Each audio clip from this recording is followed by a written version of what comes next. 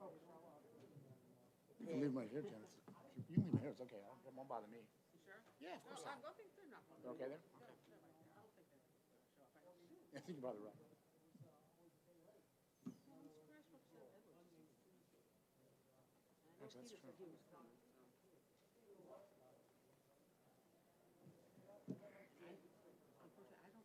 I don't recognize Representative Sherman. I don't think I've actually. I don't see him. Good morning, everyone. Hopefully, we all know how to work the microphones. If you push the red button, and that will leave it on. If you push the blue button, you need to hold it down, and then you can talk. Also, just to get a couple of informational items. Based on venue availability, the next session is going to be moved up to the week of the 14th of February. Don't have a date yet, don't have a time or a place, but when Aaron and the speaker were out looking for a place, they couldn't find it. Couldn't find one for the week that we had that was scheduled. So, and they decided that it wasn't good in the middle of winter to meet outside. So, you're quite welcome. So, what that means is that all of the bills that are going to second committee are now moved up a week. Okay, and I think they told me there were 102 that are currently out there. Hopefully, a lot of them will not pass muster. So, because I certainly don't want to be faced with 102 bills in finance. No, that's total second committees. But as you know, we get about 75% of them. So, okay, so that's just for your planning purposes. The other thing is written testimony, where the person doesn't come in to speak. That is online on the General Court website under the House. And I will ask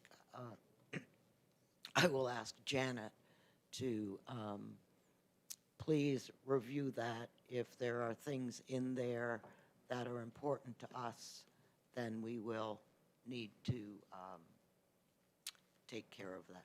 So anyhow, that's enough for me. I am, since I am the sponsor of 1677, I am going to turn this over to Representative Emmerich, and I will move.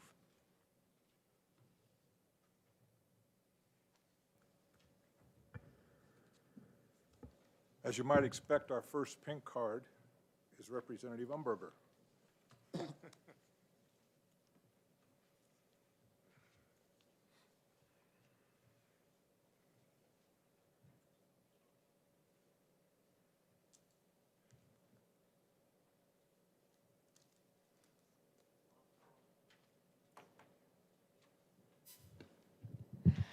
Good morning. For the record, I am Representative Karen Umberger, and I represent Conway, Eaton, Chatham, Hales Location, and Carroll County District 2. So I'm here this morning to introduce HB 1677. I will start out by saying, A, I am not a lawyer, so don't ask me any legal questions. That's why we have the Attorney General here to answer any of those. So that's number one. I think that everyone is aware from the newspapers anyhow that the AG's office is conducting a broad criminal investigation into the allegations of sexual abuse at the Youth Development Center, now known as the Sununu Center. These allegations span multiple decades, and it has been publicly reported that hundreds of individuals have come forward stating that they were victims of sexual abuse while they were incarcerated at YDC and the Sununu Center.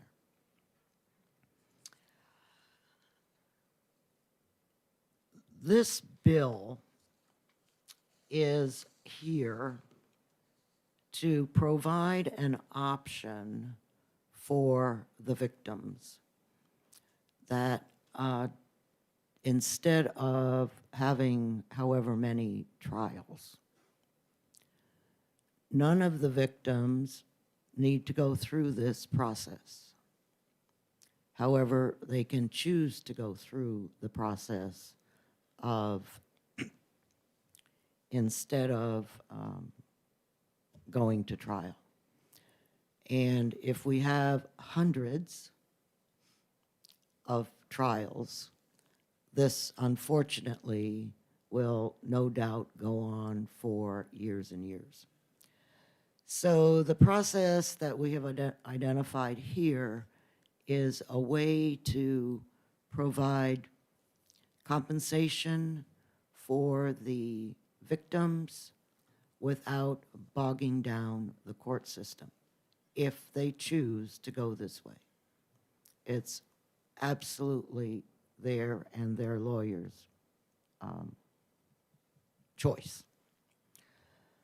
We have had several people that have worked on putting this bill together, and we have had many changes from the original until what we see here. And for those of you, we also have an amendment, 220167. Did Janet distribute that? Okay. And so that will be, if people agree to it, then obviously that will become part of the bill. In an effort to make sure that this process gets fully vetted all over the place, the Division 3 and Division 1 will be holding a work session on Wednesday to go through, I guess the term is, with a fine-tooth comb, what we hear today and what we think is the best thing for the victims. I will point out that as we, the reason we set up this work session as Division 1 and Division 2, or Division 3, excuse me, is because Division 1 handles the AG's office and Division 3 handles the Sununu Center. So it needed to be a combination of the two divisions to try to come up with a workable solution at the end. So that's all I have, unless there are any questions that I can answer. Question, go ahead. She didn't hear you. Is your button down? My button down, my mouth's not opening. Okay.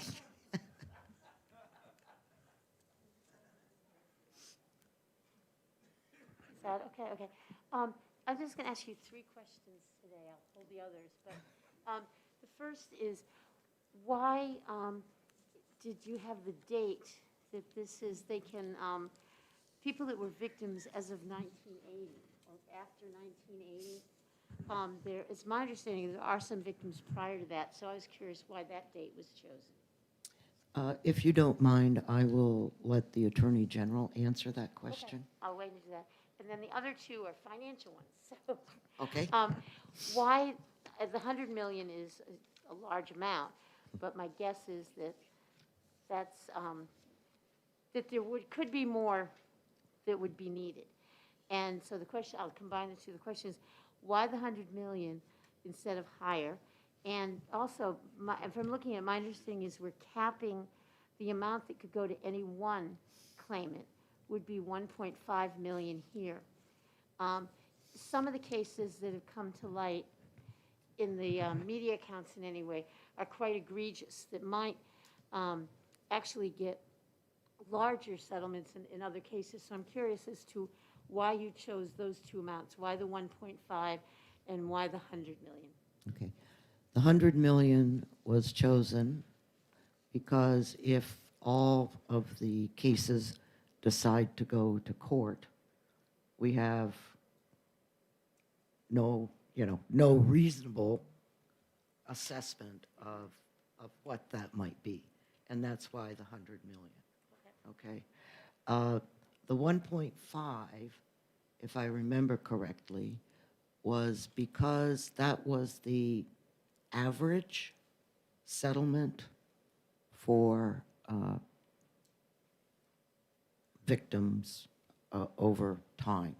Okay. Is that correct, John? Yeah, that's correct, Representative, or at least that number would allow us to design a process that was consistent with the convention, which Okay. is actually between 500 and 550,000, based on our research, which I'm happy to talk about. Thank you. Okay. Other questions? Seeing none, thank you. Thank you. Next witness is Representative Pat Long.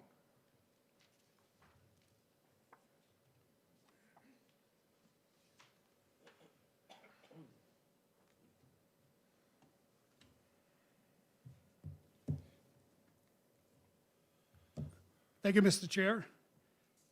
And I want to thank the honorable members of the Finance Committee.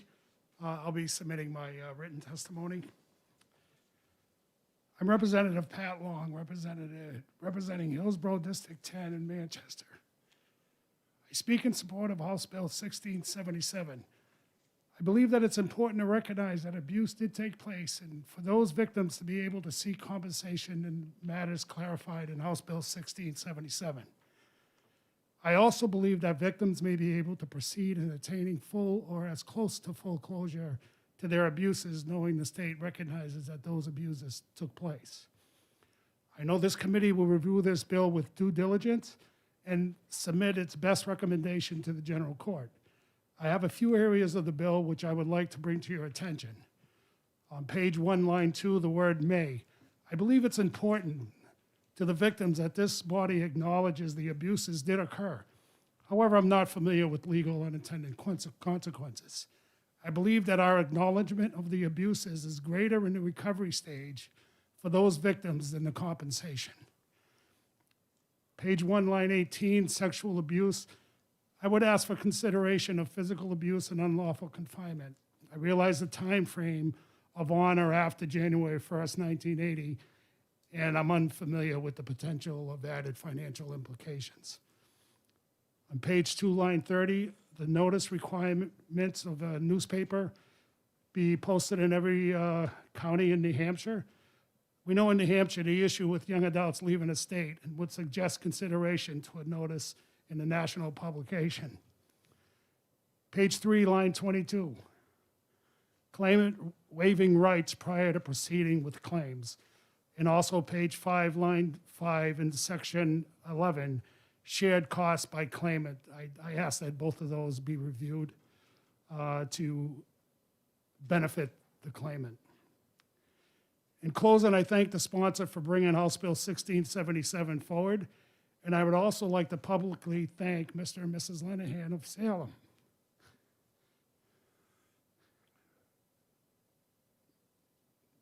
may God rest their souls. I must be having an allergy to my deodorant or something here. Whom in 1966, after spending 8 years in an orphanage, being told by my social worker that there were no foster family that would take my brother and I, and that I would be going to YDC, agreed to take my brother and I in their home, although they already had 6 to 7 children of their own. It's a true testament of New Hampshire's family unit's caring, and I wish that I had thanked them in their living years. Thank you, Mr. Chair. I'll take Any questions? Seeing none, thank you for your testimony. Thank you. Next witness is John Fernelli.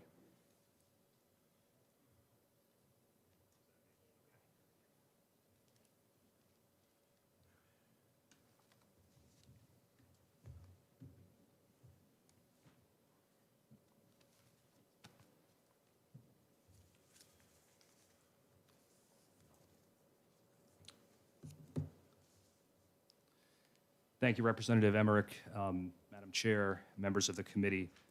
For the record, John Formella, Attorney General. I'm also joined today by Assistant Attorney General Jen Ramsey, who can assist in answering any questions, as I've been working with her on this matter, and we have both worked together to help draft the bill that you see before you today. Before I get to the core of my remarks, I just want to hit a couple of points. First and most importantly, I want to acknowledge the difficult, emotional, and complex topic that this bill addresses and that we're discussing. I can't say that I can begin to understand the experiences that these victims from YDC have gone through, that they've suffered, and what it's taken for them to both live with those experiences and come forward to tell their stories. I and my team, we admire their courage, and we admire their fortitude in coming forward and enabling us to look into what happened at YDC over so many years. We sincerely hope that this bill will provide an opportunity for healing, at least for some of the victims, because I really do believe that this should be a time for healing. Second, I just want to remind the committee that when it comes to this matter and my answering questions, it's the unique nature of the Attorney General's role that I fulfill a dual function in the state. I'm both the chief prosecutor, who's responsible for overseeing the investigation and prosecution of these crimes on the criminal side of our office, and I'm also the state's chief legal officer, who's responsible for defending the state against any civil claims that might arise from the same events that we're prosecuting for. I know that can be difficult, especially for the public to understand, but I just wanted to lay that out because that may constrain me a bit in what I can talk about and what questions I can answer.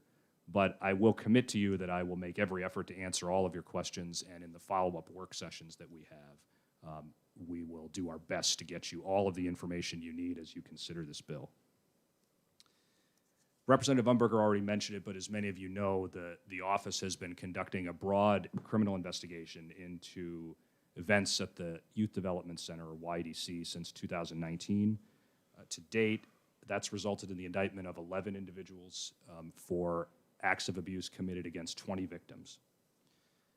The reality is that we've had, to this date, over 400 individuals come forward, and the investigation and prosecution of crimes related to these allegations will take many years. It's our commitment to look into the stories that we hear from every individual, and to do that right, that's going to take time. As we investigate these crimes, we are mindful of various statutes of limitations, and no allegations will go uninvestigated before the relevant statute runs, as long as that statute of limitations has not already run or didn't already run before these events came to our attention. While so many have come forward, I think the reality is we won't know the full scope of the harm or what occurred at YDC for some time as we continue to investigate. With all of this in mind, my team and I at the Department of Justice, as we've looked into these events, as we've thought about them, we've come to believe and we recommend that the state develop a claims resolution process that would provide a trauma-informed and victim-centered alternative to the traditional litigation process for victims who would choose that option. I think we all know that the traditional litigation process can be incredibly difficult. It's especially difficult for victims of sexual abuse and even more difficult for victims who were children at the time that they suffered that abuse. I want to give you a little overview of the bill, and I'm happy to answer questions, at least an overview from our perspective, but I want to start by confirming what this bill is not, and I think Representative Umberger already hit that well.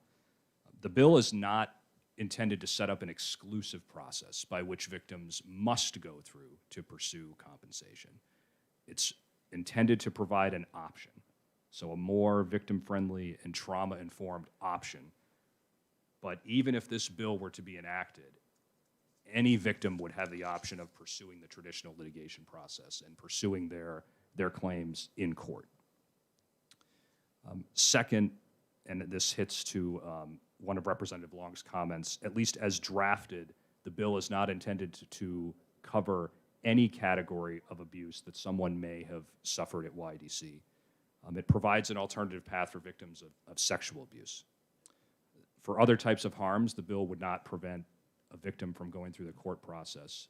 And I will be happy to answer that question in more detail, but I'll just say initially that the reason our initial recommendation was to cover sexual abuse is because we have seen throughout history claims of physical abuse and excessive force in prison settings, and there's no question that type of abuse is abhorrent, and someone may come forward with a claim of that abuse. What we have not confronted, at least in the history of our state, is this type of scope of sexual abuse in a prison setting, and especially a youth incarceration setting. And from my perspective, it's those extraordinary circumstances that warrant a unique and extraordinary response and a different process, or at least an option for a different process. That said, that's certainly a component of this bill that we are happy to have further discussions on and answer questions on, and while that might be our recommendation, the decision will ultimately be up to you. But I wanted to give you an initial sense of our thinking on that topic. Overall, Representative Umberger already hit this, but the bill provides an initial appropriation of $100 million to the YDC Settlement Fund, and the goal would be to fund claims that would be paid out through the process that the bill lays out. The $100 million is not intended, I don't think, to be a cap. The bill specifically contemplates that the Attorney General may need to come back to the legislature to request additional funds to pay all claims in full. But the $100 million is intended to be a set-aside for now, and until we have really seen the full scope, I think, of what the financial impact would be under this process. The bill creates a one-year window in which victims would have the opportunity to come forward. And it really wouldn't be until the end of that one-year period and until we've gone through the verification and investigation and the claims negotiation and payout process that we would know the full financial impact of this bill. So that's where the $100 million number, I think, from my perspective comes. The $1.5 million cap, and I'm happy to talk about this in further detail as well, that is a result of the research that we have done in our office of past comparable claims, or past comparable cases, verdicts and settlements in other cases with similar facts. As I say that, I do want to acknowledge that it's important to remember that every victim has their own story, and we really don't want to lose sight of seeing each victim for the individual circumstances of what they experienced and what the impact has been on them. That said, when we think about a mass resolution of this type, I think the best information we have to at least construct a broad process is to look at comparable cases that have happened in recent years. So the $1.5 million number, we think that number would allow us to design a process that would result in claims that are consistent with the national average that we've calculated in comparable cases, which comes out to about $500,000 and $550,000 per claimant. Obviously, some claimants would be below that number, some would be above it, but that's the overall average. And so that's what we used when we were trying to calculate this $1.5 million cap. The bill, as Chairman Umberger mentioned, it would require a publication process, so notice would go out to everyone who may have a potential claim, or we would do our best to provide notice to everyone. The bill covers claimants with allegations from 1980 through the present. This gets to Representative Rogers' question. We picked this date for a couple reasons. One, just the basic idea that I think there needs to be some date at which we have a cutoff. 1980, I think there's room for discussion on what this date would be, but 1980 is the best rough date we could come up with based on what I've seen on the criminal side and based on that information, what I've seen is kind of where these events and allegations focused around. We're going to continue to get more information through the civil process, and I'm sure we'll get more information as we now discuss this bill publicly and have folks testify. So I certainly think there's room for discussion around that date, but that's how we came up with the date of 1980. I'm best informed by what I've seen on the criminal investigation, which I'm somewhat constrained to what I can talk about, but 1980 is really where that date came from. But as we get more information on the civil side, I think we probably warrants further discussion. Another issue that I'm sure will warrant discussion is that the bill permits any claim to be paid out in annual installments of up to 10 years. An important piece there is that does not mean that a claim has to be paid out over 10 years. It's an option. So there may be instances in which someone would prefer that. There may also be instances in which that's part of the negotiation between the fund administrator and the claimant. It may also be a factor for an arbitrator as they're looking at the claim in front of them and they're deciding how to structure an award and how to pay it out. So that's what the thinking is regarding the installments. That's not meant to be a requirement that all claims are paid out in installments of 10 years. We can go into this in more detail if there are questions, maybe in the work session, but the bill sets out a procedure for making and filing and reviewing and investigating and paying out claims. That's our best attempt to, I think, lay out broad parameters for a process that we think would allow for a trauma-informed and victim-centered process, but we are certainly open to more feedback on that, and obviously the ultimate decision is going to rest with you as the elected representatives, but this reflects our best recommendations, and we are here at your service to continue discussing those points. That's a high-level overview of the bill. I'm sure there are points I've missed, but I will take any questions you have. Before I close, I just want to make a couple of additional points. The first is that I think the most important part of the reasons behind this bill is that we believe designing and implementing this type of a claims resolution process that provides an option for victims is just simply the right thing to do. And it's what New Hampshire does. I think we do the right thing. We make our best attempt to do the right thing. It's the right thing for victims who should have an alternative option that provides for faster and gentler resolution than the traditional litigation process. And I firmly believe it's the right thing for the state, not only because it constitutes a recognition of the harm that these victims have suffered, but it directs the state's resources towards healing and compensation rather than costly litigation. And it also does provide a level of certainty to the state regarding the financial risk, or at least it could if victims elect this option. All that said, as I've mentioned before, we do not yet know the full extent of the potential financial impact to the state. Second, I think I've already hit this, but I want to make this point. We've put a lot of work into this proposal. We put a lot of thought into this proposal. I know we've already worked with legislators of both parties. But we recognize that the public process and the legislative process now is just beginning. So we're eager to engage with plaintiffs' counsel. We're eager to engage with advocacy groups. We're eager to make ourselves available to you to answer questions and assist. We're eager to have conversations with victims themselves if they so chose to get feedback on this bill and to develop the best possible product that we can while balancing, at least from the perspective of my office, our obligations to defend and represent the state. And the last thing I'll just commit to is that if this bill is enacted and the Attorney General is authorized to design this type of process, we will do everything possible to design a process that is as victim-friendly and trauma-informed as possible. That's what this is about. So, just to close, I want to thank you for your time and thank you for considering this. And I also just want to say that, you know, just the fact that legislators were willing to bring this forward makes me very proud. It makes me proud of the state. It makes me proud that we are willing to acknowledge some of the terrible events that have happened, that we're willing to have these conversations, that we're willing to make an effort to atone, and that we're willing to make an effort to bring this much needed relief to our fellow citizens.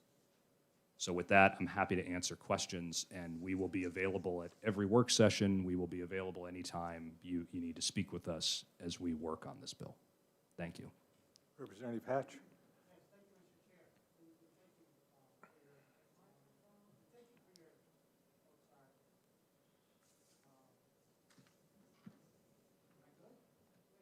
Red? Okay. Well, anyways, thank you, Mr. Chair, and thank you for your effort towards this unimaginable circumstance that's been created. I heard the number of 20 that's being, I guess, litigated now up to 400. Is that a minimum, maximum? And along with that, why I'm thinking about that is I have no earthly idea how you could place a value to the harm done in this horrible acts. And what do you have a sense of minimum, maximum, or what is briefly, if this is appropriate now, what's the process to obtain a value for harm done, if it is? Is that a fair question? Yeah, a very fair question. I think there's a couple questions in there. Yes. I'll try to hit them all, and if I don't, feel free to follow up. And thank you for your tolerance, Mr. Chair. Yes. Yeah, so I think your first question was to the number of cases, and I want to make sure I clarify that. On the criminal side, we have so far indicted 11 individuals for acts against 20 victims. That's on the criminal side. I think we all need to keep in mind that there's a much higher burden, as we know, on the criminal side. We are only going to bring a charge if we think we can prove a case beyond a reasonable doubt. And these are very difficult cases because, for a number of reasons, but these are always difficult cases in general, but many of these cases are very old, many years ago. We don't have the best records, memories fade, victims of abuse, and I'm not an expert on this, so I don't want to pretend to be, but I understand that victims of abuse, as years go by, don't always have the clearest memory of what happened. So as we try to put these cases together, it's very difficult to put together a criminal case that we can prove beyond a reasonable doubt. So while we have indicted 11 individuals for acts against 20 victims, and we're certainly not done investigating, you know, the number 20 on the criminal side, I think we should think about as a different category. On the civil side, we've had and this has been publicly reported at this point, I mean, we've had over 450 individuals come forward, and they have spoken with our team on the criminal side, and we've also gotten their names on the civil side. So that's the number as of now. I don't know what the maximum number is. I couldn't tell you because we've had thousands of young people at YDC over the years. So I don't know what the maximum is. But to date, we've had between 4 and 450 who we know of that have come forward, but we continue to investigate, and we will continue to do so for some time. As to the value, how we would design a value, I spoke about the overall number of 1.5 million. The way we would design the process, and we would seek input from from victims' attorneys, we seek input from advocacy groups, but we would probably end up with some type of matrix that was based on amounts that have been paid out for certain types of harm in the past. To the question you asked, Representative, or the comment you made as to you don't know how you could value this type of harm, I agree. You know, there's no amount of money, I think, that really truly compensates for this type of harm. That's just a fact. I can't, like I said, I can't imagine the horrors that some have experienced, and so I think there's no dollar amount that would ever fully compensate someone. The best we can do, I think, is to look at what's been done in the past, try to pull from best practices, try to design something that's fair and that provides enough so that a victim feels that they've received some measure of justice, enough so that it makes a difference in their lives and helps aid them in some healing. And I think there's also value in the fact that we would be acknowledging that this happened, and we would be listening and helping a victim to feel heard. So, but there's no dollar amount that I think we could ever land on, no matter how high, that we could truly say it's enough or it's sufficient. Yeah. I think, yes, Representative Lynn. Walls. Thank you, Mr. Chairman. So as I recall, and I don't have the data, but I'm doing this from memory, many of the settlements in the Catholic Church cases were in excess of $1 million for those victims. And those were not violent rapes. According to the news reports that I read in the paper, and that's all I have for this, is many of the rapes at the youth detention center were quite violent, with the guards holding people down and violent rapes, sometimes it sounds like with multiple perpetrators involved. That is a much more onerous crime in some, I mean, rape is onerous no matter what, but it would seem to me, and the law I think recognizes, that violent rapes are even more onerous than non-violent rapes in the same way. And I'm getting into very dangerous territory, but at any rate, what I'm trying to suggest is if people in those cases were getting $1 million, why is 1.5 million adequate when potentially the rapes were so much more onerous at the Sununu Center? And I'm wondering if we're comparing apples to oranges here, and if we shouldn't be raising that cap of 1.5 million for people who are victimized in such a violent manner. And I will just say for the record, because I know this is public, I know all rapes are violent, but there are levels of violence, and that's what I'm talking about here. Thank you, Representative. I appreciate the question. So based on the research we've done, and one thing I should mention, we're open to, if others have more information, or I think folks who are here to testify today have additional information to provide. I mean, we want to see it too. But based on the research we've done, I'm not sure that at least the church cases in this state were over $1 million per claimant. And we will provide this to you, at least our research, and I think we have copies. We have copies that we can pass out.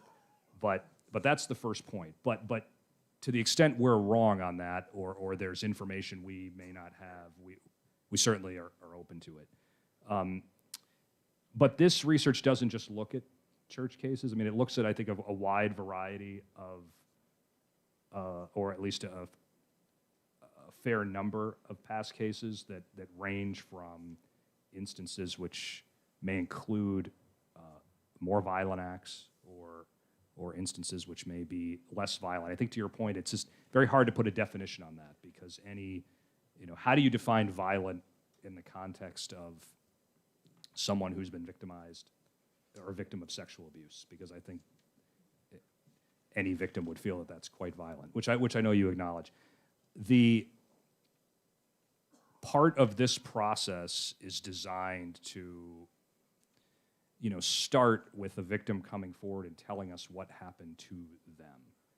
We have some details on that so far on the criminal side, but there's still a lot of information we don't have, or that we may not have the full story. So The $1.5 million cap is based on all types of cases that we've looked at. And that's why we think that's a number that makes sense. To the extent that we get additional information, or additional information is provided to us or provided to you, I think it's worth a discussion. But I think we just want to make sure, I think to your point, we don't want to be comparing apples to oranges. We want to be comparing like cases. I think we're doing that, but to the extent that we're not, we should continue to have conversation about that. But we will provide you our verdict research, and I think that will show at least why we've come to the number we came to as a recommendation. Follow up? Yes, were you also looking at the Massachusetts settlements? Because I think they are also relevant here. Are you just looking at the New Hampshire settlements? No, we've looked at settlements from all states. So, I think we've focused on the church settlements in New Hampshire, but we've looked at other types of settlements from various states. But we're really, the unfortunate reality is that sexual abuse can happen in many different settings. We were trying to focus on settings, similar to the Youth Development Center, where individuals or youth may be incarcerated or may be in a situation where there's someone in a position of authority who would commit these acts. Yep. Representative Rogers. Thank you. Thank you for answering my other questions as well, and Absolutely. for being willing. I'm very supportive of the concept. I just have a lot of questions about dates Yep. and numbers. So I'm glad that you're willing to talk to us about the date, the 1980 date, and the amounts. But the other time frame that I'm concerned about, and I'll go ask you a lot more questions in the work session, but you have roughly a year, I think it's exactly a year, for the claimants to come forward. Yep. I know that a lot of them have come forward already, but it struck me that just a year is a short time. So is that something also that we could look at, is maybe expanding that to 2 years? I'm not sure what the time is. As with all of this, we're all kind of guessing at Right. amounts and dates, but I wondered why you picked just 1 year, and if that's something that you think we can look at. Yep, I absolutely think it's something we can look at. I think we were trying to, pinpoint a time period that would provide enough time, but also, have a cutoff date at some point, at least for this process, only so that we can get to a point where we have a better sense of the scope of what happened. So, but I think from our perspective, a year, especially given that year will not even start until September 1 of this year, and there's been a lot of discussion about this. We'll continue to have a lot of discussion about this between now and September 1. We felt a year was probably enough time, but that is, I think, definitely a topic to discuss further, because that could certainly be expanded. And from my perspective, at least from the perspective of giving legal advice to you as the state's elected representatives, I wouldn't see a concern with expanding that at all. Follow up? Yes, the only other question I'll publish today, just not to find this down. In the bill, it also has that the claimants would, if they accept a settlement, go through the process, they would waive their rights to go to any other forum and against the state or its employees. And my concern is the employees. If the employees that perpetrated these crimes on folks, as we've all said, some of them are just, or most of them are egregious, but I'm wondering if that's fair to cut the victims off from pursuing actions against the actual perpetrators of the crime, be they employees of the state, but go after them individually and personally instead of, or in addition to this process, and what your thinking was there. It's kind of like we're protecting these people that were clearly criminal in their actions. Yeah, thank you for the question, Representative. The complaints that have been filed, to the extent they're filed against employees of the state, they're not just filed against employees who committed the acts. They're filed against the commissioner, filed against others for negligence in oversight the running of the facility and the supervision of the facility. So that's really what this comes from the concept, and I think the reality that while these complaints name even the individual employees who committed the acts, the real defendant that these complaints are aimed at is the state, because it's the state that has the ability to pay out compensation.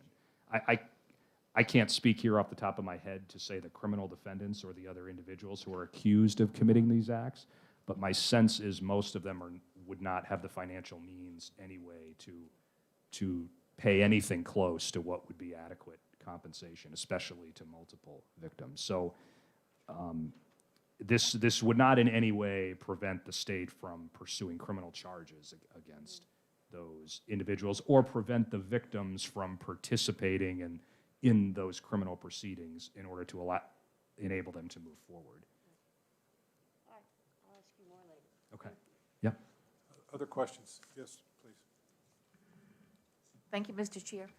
My question, if this bill passes, how will it be administered? I know you designated an administrator. Will it become a group within your office who will oversee this?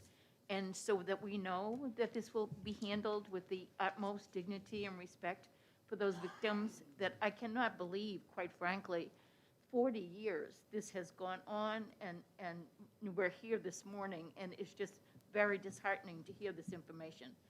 So could you elaborate on that for me, please? Sure. Yeah, I think the first point on that is the bill is, I think, designed to put some parameters in place, but that would allow some flexibility so that we could design the process the right way. But I think how it would end up playing out, or this is close to how it would play out, is as drafted, the bill would authorize me as Attorney General to designate someone to be the administrator. The bill allows for administrative costs to come out of the fund, but we would use both current personnel and perhaps contracted personnel or others that we hire on a temporary basis to help administer this. So to help take in the claims, review them, get them investigated, interview the claimants, do that in as trauma-friendly and victim-centered way as possible. But I think to your question, yes, it would be supervised ultimately by the Attorney General and the Attorney General's office so that we could ensure that it was handled the right way. And then the arbitrator piece would be in there so that there is a neutral party if the administrator and the claimant, don't come to an agreement on a number within the guidelines. It would be submitted to a neutral arbitrator, and both sides would accept what that arbitrator determined. Other questions? Okay, thank you Thank you. for your testimony. And we will stay the whole time, so feel free to call us back up if you need us. I have a feeling we'll see you next Wednesday. Yes, next Wednesday and whenever else you schedule something for. Okay, next witness is David Viscisano. I butchered that pretty well, didn't I? I'm very used to it, Representative. It used to be Vicinanzo in Naples, but we've anglicized it to Vicinanzo. Okay. But it's still hard, I acknowledge that.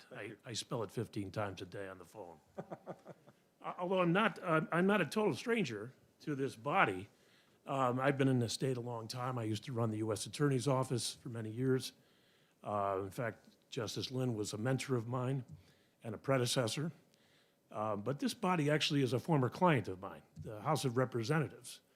I represented the House in the last redistricting.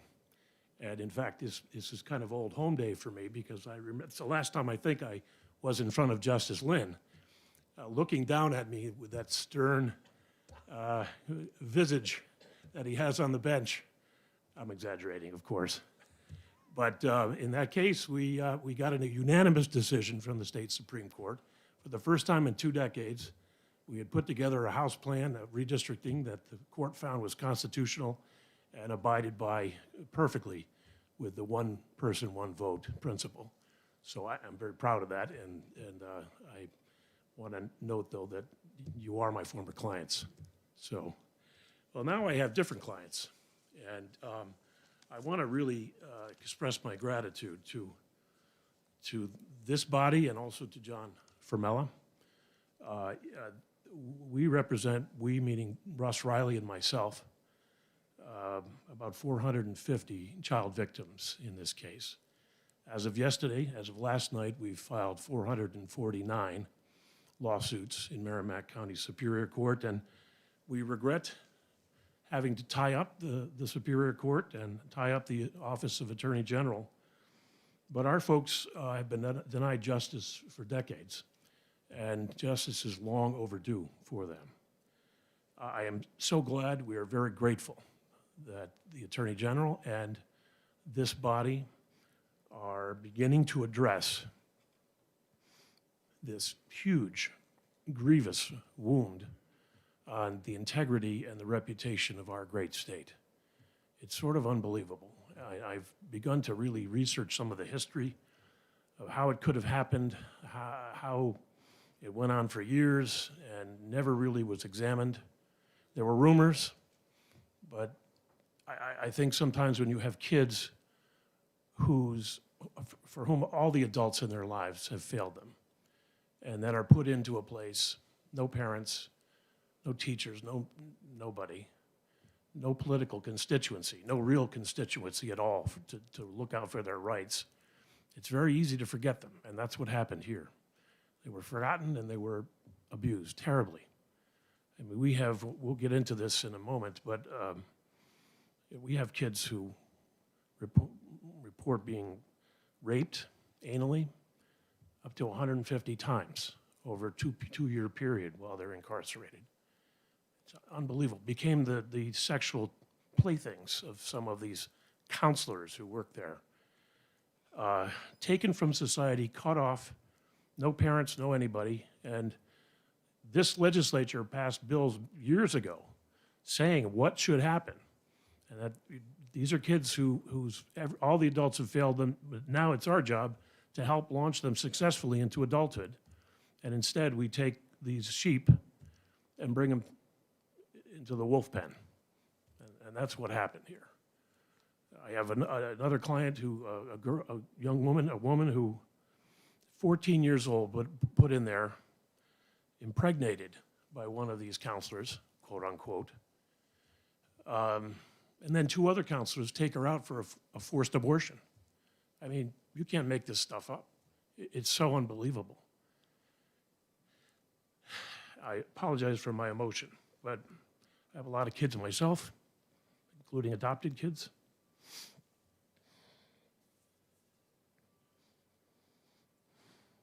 I have an adopted child from Mexico who was in an orphanage. And that orphanage did a heck of a lot better job than what we did with YDC. And it's a shame on us. It's a shame, and I'm so grateful for that orphanage in Mexico. I apologize. So, but I'm very grateful to hear John say that it's time for the state to do the right thing. And it absolutely is. This cannot be anything like what the Catholic Church did when the scandal started to emerge. You know, you had the cardinal law approach, which is, we don't really want to hear about this. When we're doing so many great things today that we can't afford to take care of all these things in the past. We can't afford it. Oh, well, we saw what happened to cardinal law, how well that worked out for him. But there was a much more progressive and much more liberal-minded, open-minded approach that was taken by others. Cardinal O'Malley was one of them, and he said, look, we have no credibility. We have no right to do anything until we take care of these past debts, until we take care of the children who were harmed in our care by our own people. Who's going to listen to you if you don't do that? And he was right, and to a large extent, there was a fair amount of justice that was done. To the church's credit, it's not always, but a lot of times. We oppose the bill, not in concept, but the way it's written. We do like the idea of a victim-friendly, trauma-informed mediation or arbitration process. That's great. That would be great. But the way it's written right now, I've been doing this for years, decades, working with victims of trauma. I still do, and I obviously, and I learned so much. One of my former partners is Gordon McDonald. Gordon and I, 20 years ago, working together, developed a trauma-informed, victim-friendly process for settlement of child sexual abuse cases. And it's used very successfully even then, but it's gotten better over time, and it's used all over New England and other parts of the country very successfully. And we have a lot of our victims who at the end of the process say, I feel somewhat reconciled with the institution that harmed me. I feel like I've been validated. I feel like I've been heard, and this has been really important in my healing. And anyway, so this is a well-trodden path. We don't have to reinvent the wheel here. What has to happen here already exists. And I wish that John and I had an opportunity to talk. We are going to talk next week. We've only met this morning for the first time, and I'm very impressed with what I heard him say. And I'm confident that we're going to make some real progress in turning this bill into something that the victims will use. Because ultimately, the product is all, proof's in the pudding. If the customers don't use the product, then the product doesn't work, right? So we've got to get it to the point where these folks who've been terribly traumatized, who learned at an early age not to trust people and do not trust the state, I hate to say it, but they don't. They've got to get to the point where they're actually going to trust the state enough that they'll participate and that they'll feel that they're going to get a fair shake.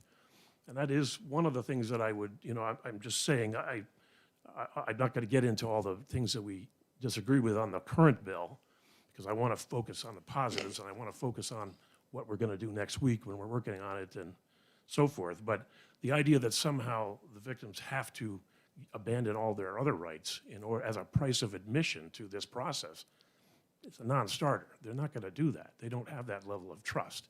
And we don't make them do that in any other. I represent other institutions, very sophisticated ones, and we don't make people do that. We don't. You always have the right to pursue your rights in court. We don't make people. We don't coerce them into giving them up as a price of admission. So that's kind of a bit of a faux pas, I think. I don't think that's going to work. And it shouldn't work, because I think it's malpractice, frankly, for me to recommend that to our clients, because these are very strong liability cases. These are not the usual cases. This is a situation, this is not a negligent supervision case or a negligent hiring case. And I know there are several lawyers on the panel may understand this, so talking a little inside baseball here, but the state had a fiduciary duty to these kids. They took them into custody and cut them off from the rest of the world and undertook to take total control of them and care for them. That's different. That when that happens, it's sort of like when a lawyer gets a settlement and it turns out his secretary steals the money, the lawyer can't go to the client and say, "Ooh, sorry, I didn't know my secretary was a criminal.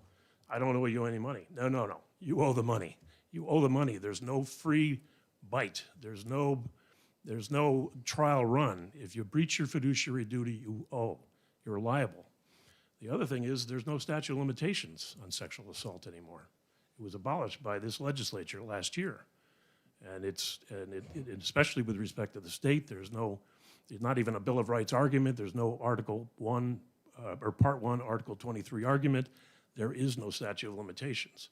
And this does go back to the point about 1980. I really feel that that's an arbitrary cutoff. The church paid altar boys that were abused back to the 1940s. Well, just because you're a little bit elderly, why shouldn't you have some rights? Why pick 1980? I know we'll talk about that, and I think we'll get to the right point on that, but I don't think you should discriminate against people just because they're older, and if they were abused, they were abused. So that's just one of the various things. The other thing is the concept of a fund. Funds, I'm in the business, I'm a lawyer going on 40 years, and I know when they talk about fund, it's usually the institution trying to save money. And it's a particularly pernicious idea in this case, where you create a limited pie. And I know that may not be the intention, and probably isn't going to be what eventually resolves here, but you create a pie, and then you make the victims fight for their limited piece. And that's a horrible image here, especially with these victims. So, part of what the state has learned and what we've learned from our clients is that there were a lot of times these kids were made to fight by the guards, by the counselors. They used to fight over food, actually fist fights, actually have them fight for the entertainment of the guards. It's like a cage match, you know, with these 15-year-olds fighting each other. And the idea that we're going to create a pot or a pie that's limited and all these traumatized people have to fight each other for their little slice, no, that is not a good, very bad image. Very bad image. And again, something that is somewhat repellent to our clients, and it probably not something that's going to work. I'm mindful of my time, and I don't want to go on too long. We'll have opportunity to speak next week, and I'm really looking forward to working with John and Jen. I had a great conversation with Chairman Umberger yesterday, and I don't think she's here anymore, but I have to thank her. Oh, sorry. Okay. Thank you again, Chairperson Umberger. But she asked me, or invited me, to edit the bill in the next few days before the working session, which I'm very eager to do, and to come to the working group and work with us so that the victims who we represent, and ultimately who are the beneficiaries and the people that will use this process, are adequately represented, and that we actually get to hear the victim's perspective. I'm also going to probably write a letter with that, kind of explaining our rationale, and also probably presenting what I alluded to earlier, the process that Gordon MacDonald and I developed 20 years ago and is now kind of mainstream. I really feel like we don't have to reinvent this wheel. One final thing, I think, and it's something that it's already been adequately addressed, I think, to some degree, but the idea of taking an average, national average of settlements and sort of making that the cap, I don't think that makes sense. I mean, I alluded to some of the injured folks here, and, you know, there are cases that would settle for much less than 1.5. You know, there's quite a range of what happened 50 times. As a 15, 16-year-old, I don't know how you put a price on that. But I did just see this, the grid that was put together, and I just scanning it, and I noticed there's a lot that's missing here. I mean, it doesn't address the Larry Nassar case, the more recent stuff. You know, Nassar was the USA Olympics doctor.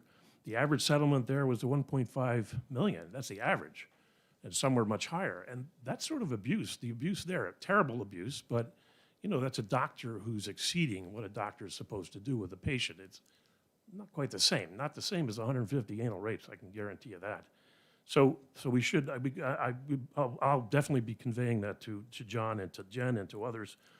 The church settlements more recently, we allude to some of the diocese settlements, but those are 20 years ago, and to a large extent before society really realized how much harm is done by this type of abuse. The church settlements in LA more recently are in the 1.3, 1.5 million average. And again, we don't know. It all depends on the facts. Brooklyn recently, there's the 4 kids church settlement. The average there was 7 million. Now that's Brooklyn. When I practiced in New York years ago, we used to call it the International House of Plaintiffs. But so maybe the values are higher there, but still, you know, 7 isn't 1.5, but maybe something in between is something that would be an appropriate one. And also the diocese settlements with Chuck Douglas and Peter Hutchins, I know because my firm was involved. Gordon was very involved. I had a front row seat through not just 20 years ago, but until Gordon took the bench, or became AG, I'm sorry. But those settlements have risen dramatically over the years. They were, at the time, society had not had much experience with sexual abuse, and I think those were very much undervalued. They also don't include Mark Abramson's settlements, which were significantly higher, or any of the settlements since. There have been a lot of settlements since. They just haven't surfaced in the public eye, but the values now are much higher.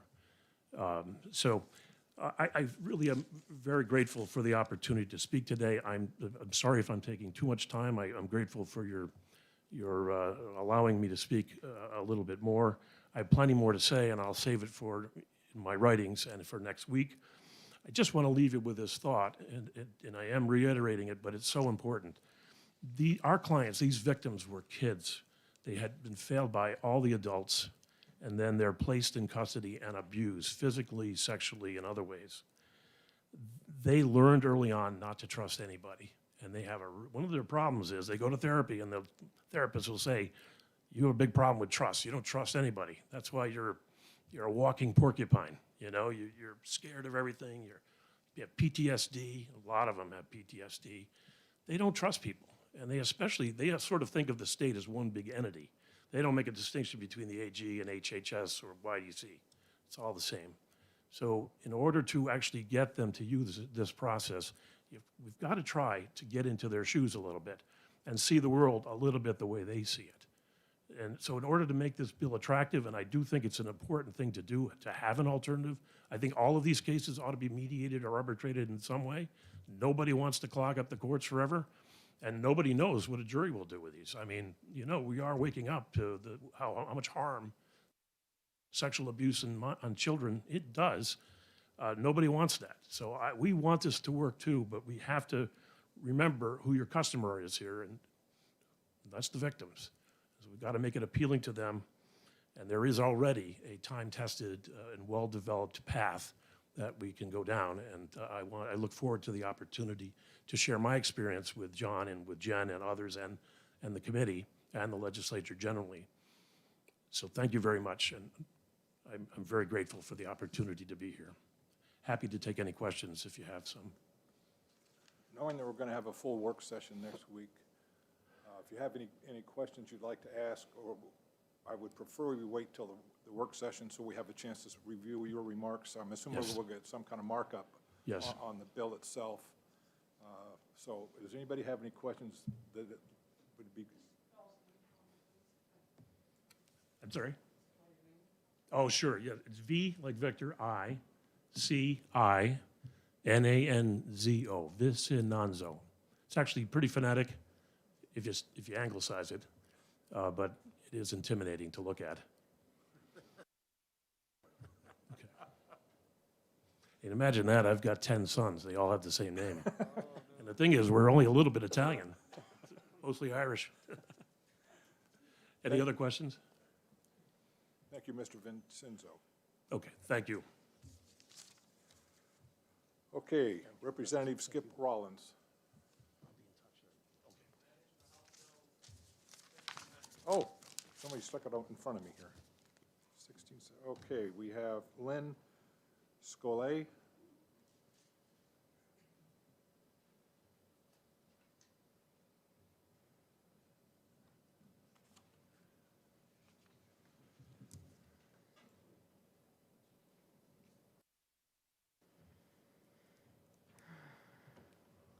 Good morning, Mr. Chairman and members of the committee. My name is Lynn Chalette, and I'm the Executive Director of the New Hampshire Coalition Against Domestic and Sexual Violence.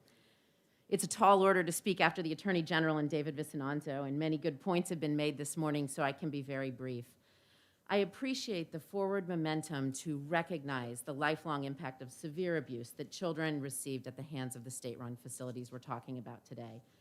And we are happy to hear that the Attorney General is willing to continue conversations about this piece of legislation.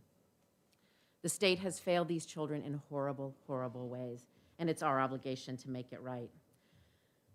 Representative Walz, I think you asked some interesting questions about different kinds of rape, and I think one of the things that's important for us to focus on here is that children who are raped in institutions face added layers of consequences.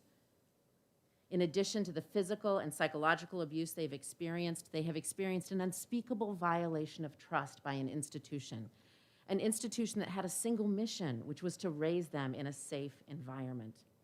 So the coalition is supportive of victims being compensated for the injuries they've experienced and the care that they have sought. We know that survivors of childhood sexual abuse have major financial implications throughout their life, needing medical care, mental health care, and they often experience losses in the educational setting and the inability to keep jobs. A number of questions came up today about the appropriate time frame of here. The tragedy is that with the passage of time, many of these consequences become worse, and survivors actually need more care.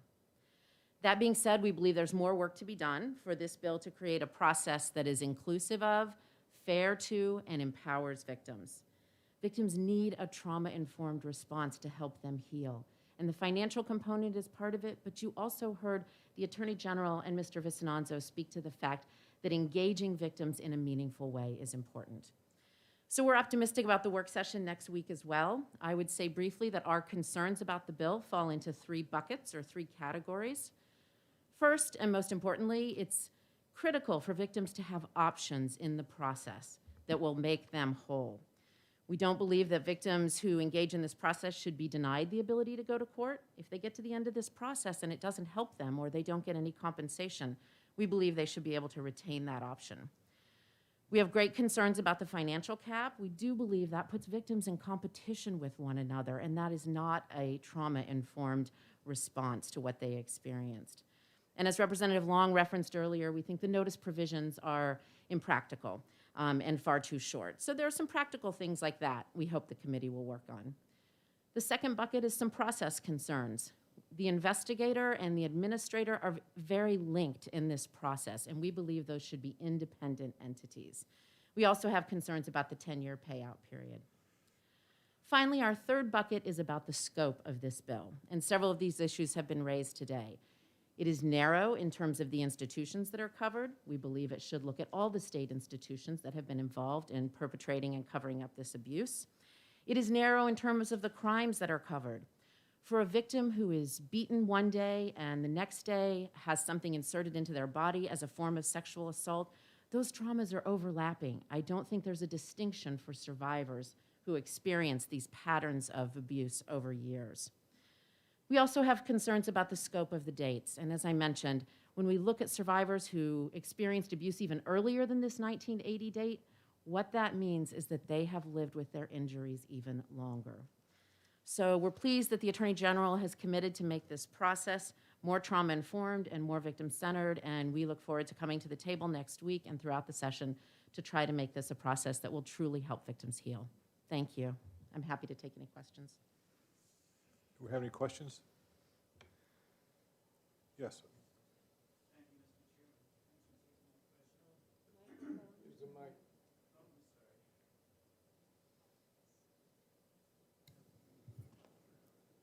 Thank you for your testimony and taking my question.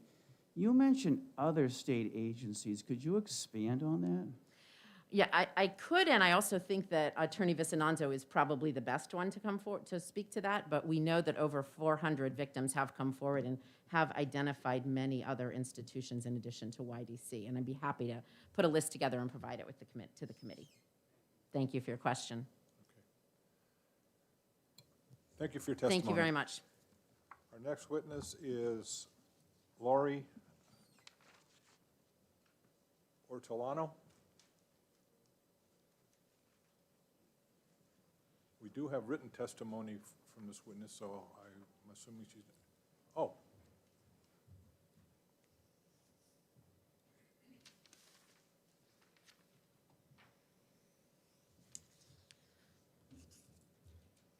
Good morning. My name is Lori Ortolano. I'm the Vice President of New Hampshire Right to Know, and we are opposed to one section of this bill, 1677, that we're looking for an amendment on, and that would be for the non-disclosure of the settlement agreements. The Right to Know Law 91A:4 says that every agreement to settle a lawsuit against a governmental unit, threatened lawsuit, or other claim entered into by any political subdivision or its insurer shall be kept on file at a clerk's office and made available for public inspection for a period of no less than 10 years from the date of the settlement. It's unclear why with these settlements, redactions can't be performed on records to protect the names of the individuals involved. In Nashua, school district settlements involving special education or an abuse issue in a school are available for inspection, but redactions are done, and they also use the Family Educational Right Protection Act, FERPA, regulations to protect the privacy rights of the student. The distribution of governmental funds to settle these lawsuits should not be withheld from the public. And in listening today, it looks like this is certainly an evolving bill in the scope of it and the amount of it and the number of victims. We're looking at estimates now, and you folks are going to be at the table debating this and working on this for some period of time.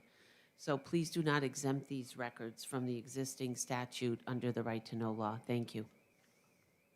Any questions? Thank you for your testimony. And that concludes the hearing on 1677.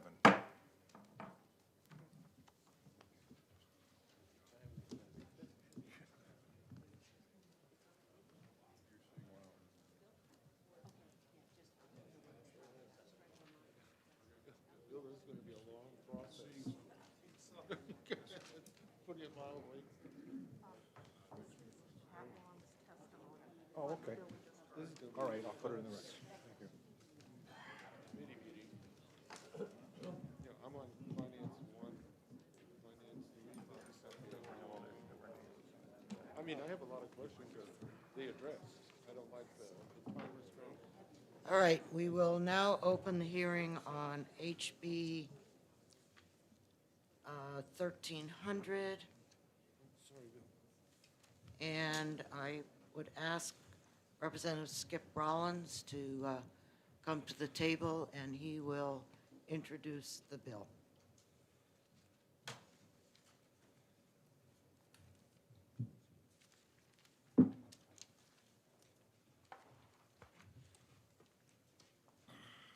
Whoa. Thank you, Madam Speaker. For the record, my name is Representative Skip Rollins, representing Sullivan, District 6, which is Newport Unity. Today, I'm here to introduce the House Bill 1300 FNA. Yesterday afternoon, I received an amendment for this. I've emailed that to OLS. They started working on it as of this morning, just before 9. The amendment isn't ready yet, but I do have a rough draft right here of what I sent in, if the committee would like to see this now. I did ask, and the House Committee Services will be emailing you that amendment as soon as that amendment is ready. Representative Rollins, we will be scheduling a Division 2 work session on this, and so we are more than willing to accept the final amendment or the amendment at that time. At that So, time, yes. okay. And we'd rather, I think, see what OLS actually put together. So we'll just ask that you be prepared to come and talk to us when that session is scheduled. All right, thank you very much. I'd like to defer all questions right now to the next speaker, who is the expert on this. And thank you for your time.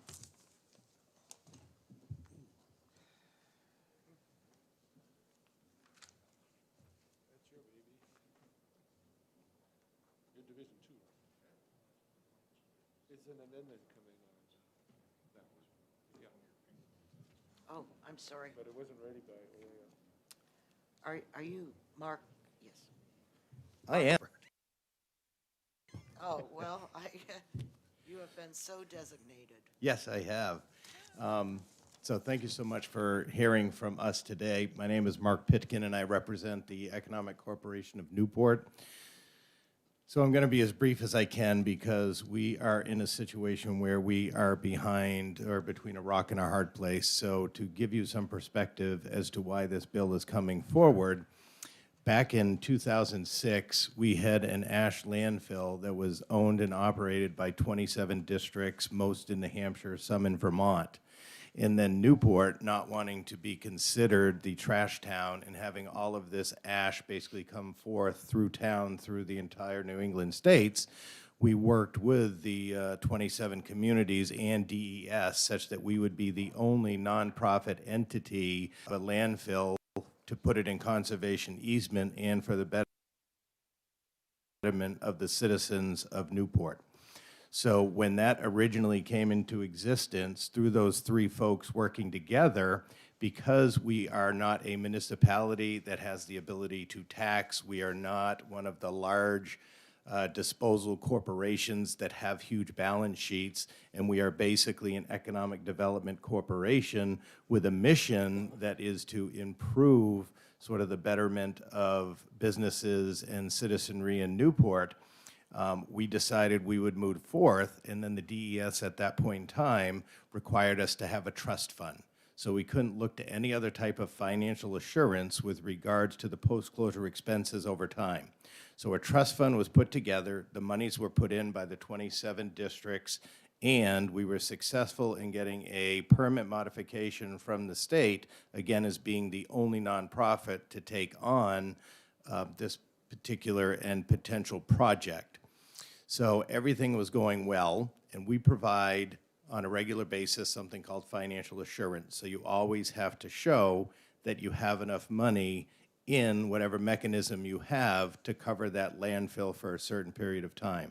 So when this agreement was originally put together, it was put together with the expectation that it was a 30-year period. So all of the monies that were put in place by those different engineers, and it was looked at by the DES, that said, yes, you have put in an adequate amount of money to cover this for 30 years. So we provided financial insurance in a manner that was not questioned by DES up until 2016. So from 2006, when we purchased it, we did the financial assurance up until 2016. In 2014, the DES changed that regulation. So if you go back and you look, I think it was July 14, the regulation changed. Again, we call it a change. You're going to see that the DES in their written comments indicated that it was a misunderstanding. It was a change such that they said, no longer is it for a fixed 30-year period. Now we require you to have that financial assurance pretty much in a perpetuity for 30 years until we figure out that we can close that landfill.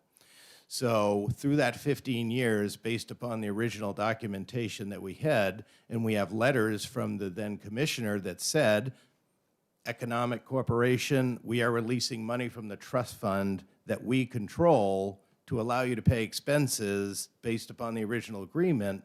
We allow you to take out this money to cover the remaining 15 years of the 30-year requirement. And again, that was signed by the commissioner of DES. So when they changed it to a rolling 30 years, we had already spent 30. So after that legislation was changed, we could no longer provide financial assurance because the money that we originally had been using, given by those districts to take ownership and stewardship of the landfill, wasn't enough to provide another 30 years. And so the DES said, we are not going to allow you to take money out of the remaining fund to pay your expenses, of which we owe $172,000 to the folks that have been doing the work at the landfill for us. We are not allowing you to take that money out of that because you need 30 years.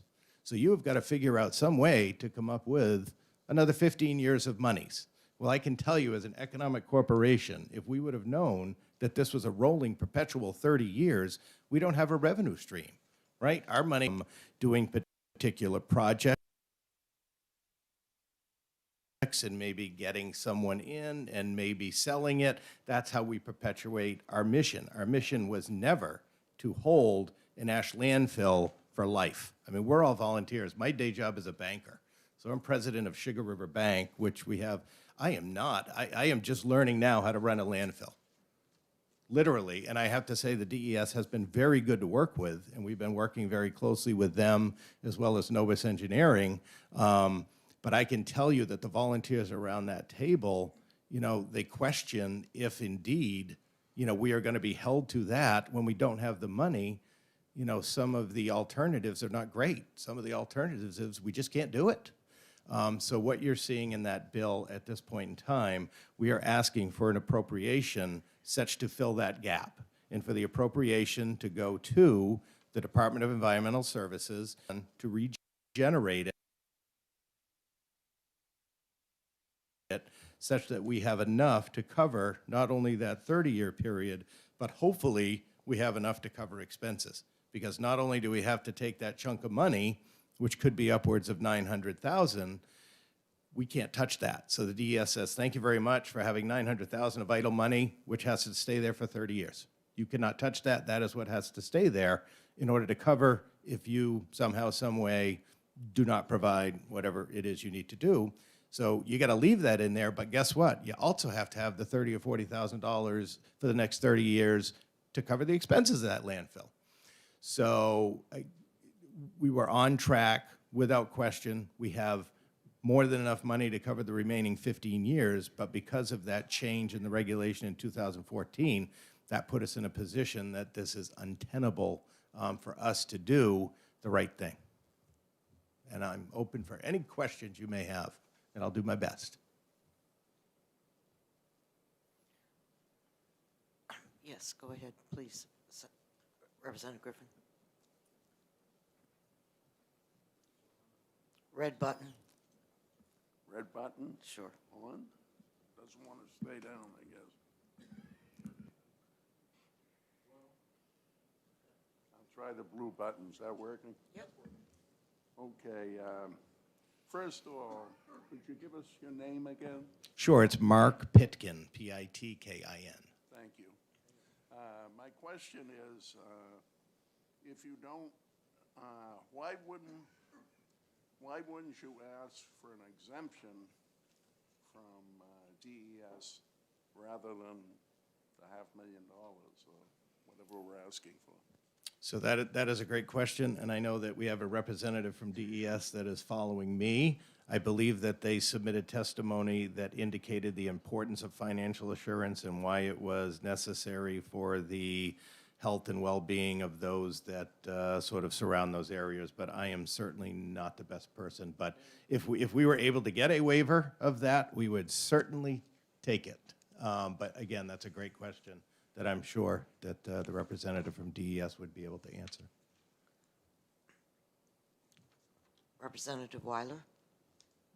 Thank you, Madam Chair. Mr. Pitkin, is this Asheville lined? Yes, so there's only, and I'm told, there's only 2 ash landfills in the state, and ours is probably one of the best maintained and managed in the state since day one. And I think that it's also in the written testimony that we have maintained that. So the answer is yes, it's not only ash, but it is lined. Follow-up.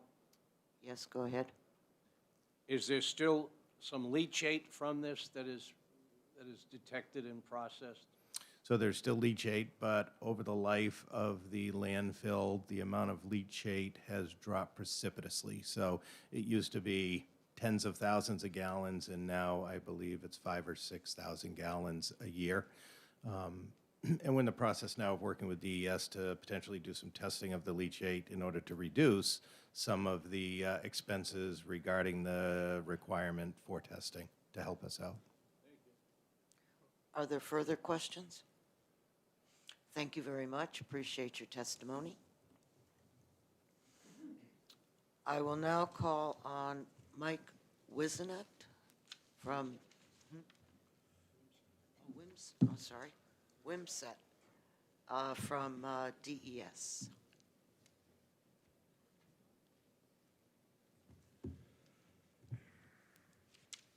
I believe we already have Kevin. I think we all have the written testimony. Oh, you do? Unless it's... Yeah. Good morning, Madam Chair. I'm sorry I butchered your name. That's quite all right. I apologize. Wouldn't be the first time. Good morning, Madam Chair and members of the committee. For the record, my name is Mike Wimsat. I serve as Director of the Waste Management Division for the New Hampshire Department of Environmental Services. We certainly appreciate the opportunity to be here with you this morning to talk about House Bill 1300. To be clear, the department is not taking a position on this bill, and that's articulated in the letter that's being distributed. And again, I understand that the letter is also provided electronically in advance, so I think everyone should have a copy. We're not taking a position on the bill, but we prepared this written testimony really just to provide some context and also just to give us an opportunity to be here to answer any questions that you might have. And I think the sponsor and Mr. Pitkin has described what the bill is seeking here, so I won't review that. But I would like to take a moment just to explain the importance of landfills providing financial assurance for post-closure care. Right now in New Hampshire, there are approximately 400 closed unlined landfills in the state, and some closed line landfills, as has been discussed here.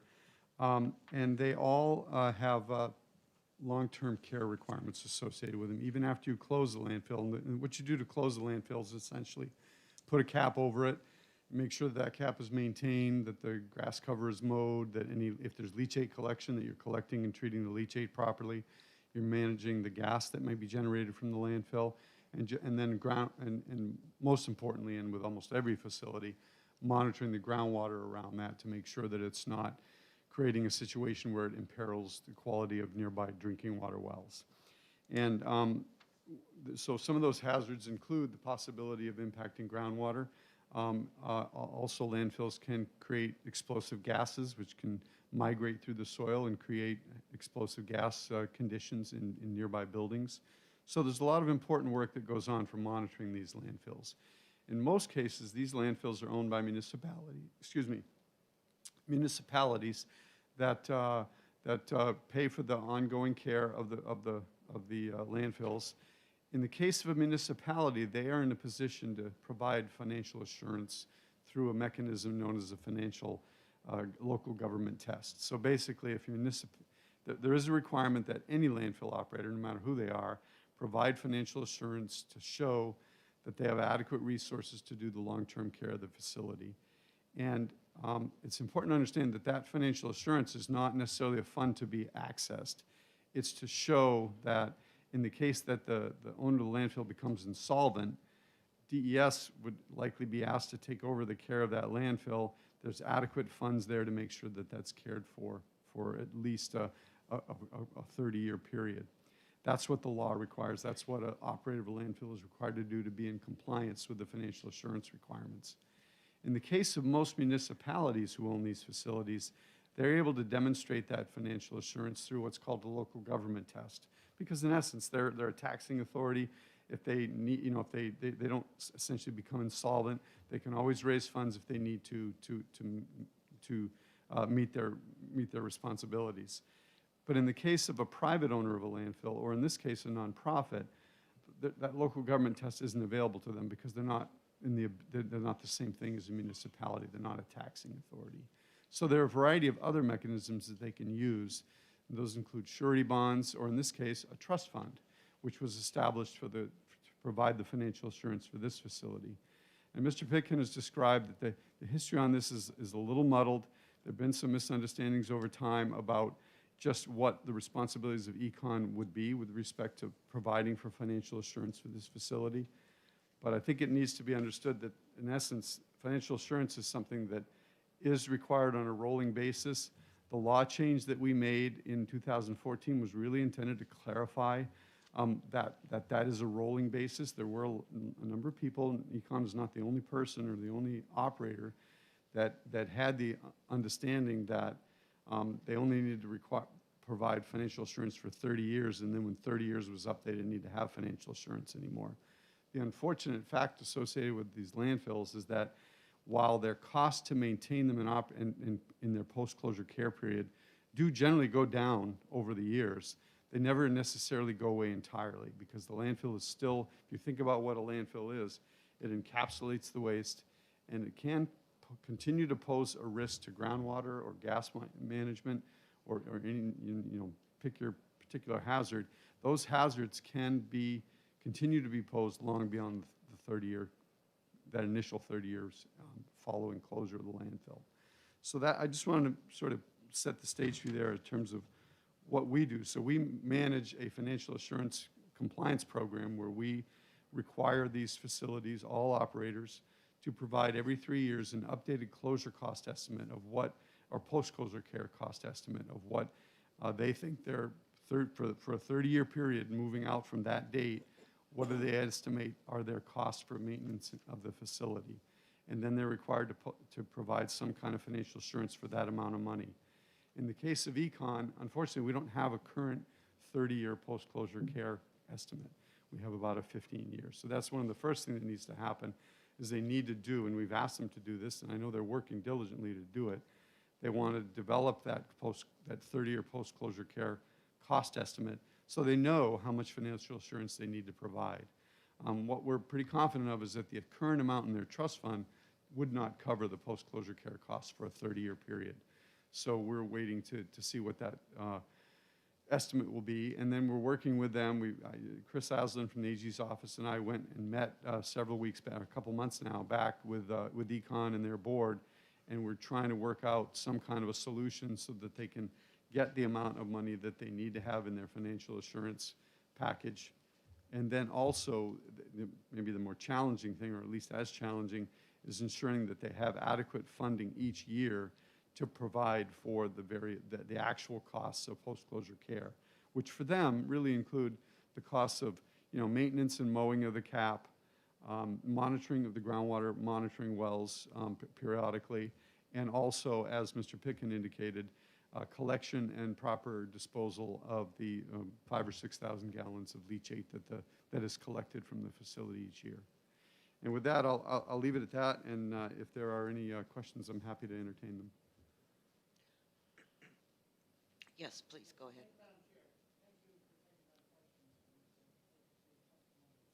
Yeah, pull your mic. Thank you, Madam Chair, and thank you for agreeing to the question. The question I have is what's not clear to me, who missed what, when, where that allowed this circumstance to be presented? It seems concerning. And just Sure. if you could articulate clarity for me, if you would, please. Sure, thank you, Representative. That's a fair question. And I think, the story here is not entirely clear. We are certainly aware that, back when the facility was closed, the econ was identified as, it was an unusual situation. The Claremont Ash Landfill was a consortium, it was used by a consortium of 27 different towns, most in New Hampshire, some in Vermont as well. And there really wasn't a clear pathway for who, and the project sort of owned and operated the landfill, but then it dissolved when they closed the landfill. And so it really wasn't clear what entity would take that, and I think Mr. Pitkin has done a better job than I can in describing how econ was identified to take that on. We take them at their word. We believe they did not fully understand what their responsibilities and requirements were at the time that they did that. I think that in the communications that have occurred since then, there have been some miscommunications from the department, I think, that we need to acknowledge, in terms that may have led them to continue to believe that they only needed to provide that this 25 or 30-year period that was then converging. But in more recent years, we've had very clear communications to them to indicate that they do need to have a rolling 30-year period of post-closure care, an estimate of the cost for that, and maintain the financial assurance for that. I think previously, when they were allowed to access that fund, there was a concern on the, I think because we really wanted to see the care of the facility continue, and they were saying we need cash to do that annual care. So we did provide them, I believe in a couple of instances, permission to access the fund, but then it was really very clear that the fund did not have adequate financial assurance for the 30-year period, and so those subsequent requests were denied, and they've been denied for about the last 5 or 6 years. And that's, of course, been a source of frustration for econ because, as Mr. Pitkin indicated, they don't have a revenue source to conduct this work. And so it's really created a bit of a crisis for them, which we're sympathetic to. The concern for the department is that all facilities, including this one, will continue to have post-closure care costs associated with them, and they need to be provided for not only in the financial assurance mechanism, but on an ongoing basis each year. Those costs need to be provided. Yes, you may. Thank you, Madam Chair. And just for my own edification, it seems to me that there was 27 communities that were in a cooperative, so to speak, for this landfill, similar to what we have up north, I think, in some cases. And all the communities chip in together and pay for and subsidize the cost of that recycling and landfill. So why was that? I just don't, it's not clear to me why that wasn't done, and if it wasn't done, why it can't happen now, because there is responsibility by the users of it to maintain it, and that's clear to me anyways. And so why are we here asking for $500,000 for something that should have happened by communities some time ago, is my query. And I don't know if that's a fair question or not. But I think it's a fair question. I'll be honest, I don't know the answer to it. In the early going, I really don't know the history in terms of what the discussions were that led them to say, as opposed, instead of identifying econ as the owner of the facility, having those 27 communities continue to participate as sort of co-owners. I think Mr. Pitkin indicated that Newport had some concerns about, regardless of what those 27 communities would or wouldn't do, the Ash Landfill is located in Newport. So they had obviously a very specific interest in controlling what happened, and that may have led to the for the agreement and the arrangement that they entered into. As far as whether it could happen now, you know, it's a legal question I probably would try not to go too far down the pike on because I'm not qualified for that. But I think that, you know, there's been some discussion, I think in the last board meeting that he kind of had about that. And I'm not sure they have an appetite for that right now. And I think they're probably trying to assess how successful they'd be in trying to go down that road. Mr. Pinkham, I understand you had an answer on that. If you would come up and use one of the microphones.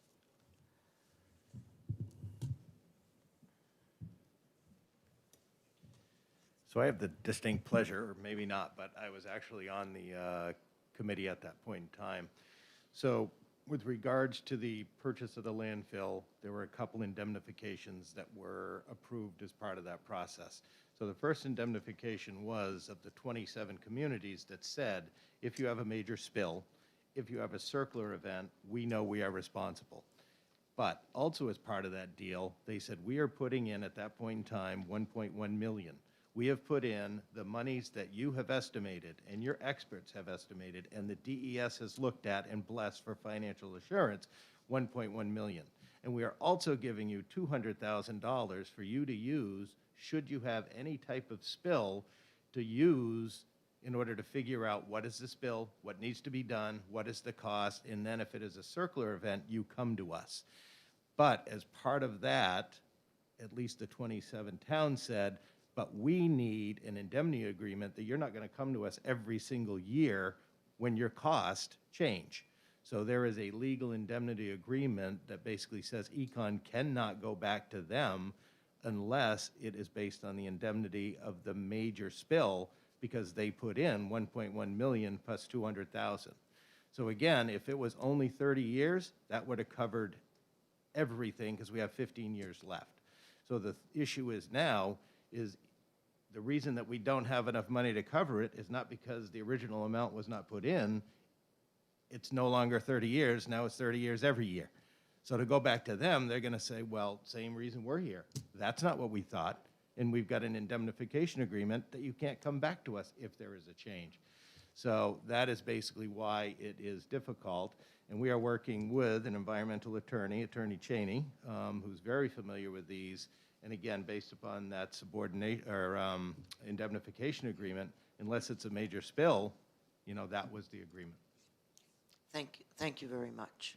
Are there further questions? Yes, Representative Lynn. Yeah, I wonder if I could ask you, can you tell us, from your knowledge, has something like this happened before? In other words, where the state has been asked to kind of come in and provide funding for this kind of thing? I guess what I'm really concerned about is what kind of a precedent this would set, and you know, maybe it's not setting a precedent because it's been done before. I am not aware of any other landfill operator that has come in and asked a legislator to sponsor a bill to provide funding for their financial assurance.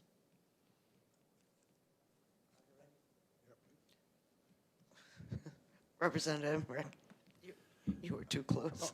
My question is, what happens if they say, enough, we're done, I don't want to do this anymore? I'm not going to try to raise funds, I've had it. What happens? I mean, what recourse does the state have? It's closed. Right. Well, I certainly want to speculate on enforcement. I learned a long time ago not to do that. I mean, the state has authority to, and the department is granted with authority by the legislature to enforce RSA 149M, which is the solid waste statute. So we would have whatever enforcement authorities are available to us under that statute in the abstract for any party who doesn't meet its financial assurance requirements. And that's, you know, starts out administratively with, you know, obviously sending letters and saying you're not in compliance with your requirements, you need to meet them. And then, of course, whatever other civil or, you know, authorities that it has under the statute. And in this particular case, if the facility, you know, if Econ said, we're just checking out, we're not going to do this anymore, then under the current circumstances, I believe the balance that is in the trust fund right now would come to the state to use for the post-closure care of the facility, Eventually, that would be exhausted. Presumably, there would still be post-closure care to be conducted each year, and the cost of that, barring anyone else being able to do it, would potentially come to the state to oversee, to hire contractors to perform that post-closure care, and the taxpayers would have to pay for that through, the budget process. You have a follow-up? Yeah, because what I'm hearing is we have an insolvent business, and the state's being asked to make it, quote, solvent in order to have this fund requirement. It confuses me, and I guess that Representative Lynn has the same question. It confuses me. Why is the state involved in this? I know why you're involved in it, but why is the state a funding agent for an entity that's a private entity? And the agency is not taking a position on this bill, and I don't have an answer for that question. I guess I'm confused about why they have to keep operating. If once they're insolvent and they hold up their hand and say, take the money, they have that option, I would assume. I guess any operator of a landfill has the option of potentially abdicating its responsibilities. However, again, I don't want to speculate on what, how the agency would respond to that or its enforcement authorities. I don't think that's appropriate for me to do that. Our job in administering the statute is to ensure that all landfill operators have adequate financial assurance and that they conduct their post-closure care on an annual basis. And in all cases, they're generally doing that. And in fact, it has to be said that Econ, in partnership with the town of Newport, has been doing that. They've been performing their post-closure care. This is not a facility that is not being cared for, so I'm happy to report that. And there is some money, although probably not, and certainly not an adequate amount of money, in the trust fund to provide the financial assurance. It just needs to be increased. But even if you could magically make that financial assurance adequate in that trust fund, there's still the issue of, which we're very sympathetic to, of having that adequate funding each year to perform the post-closure care. Thank you. Are there any further questions? Yes, Representative Edwards. Thank you, Madam Chair. I think I have four, but the key one to me is,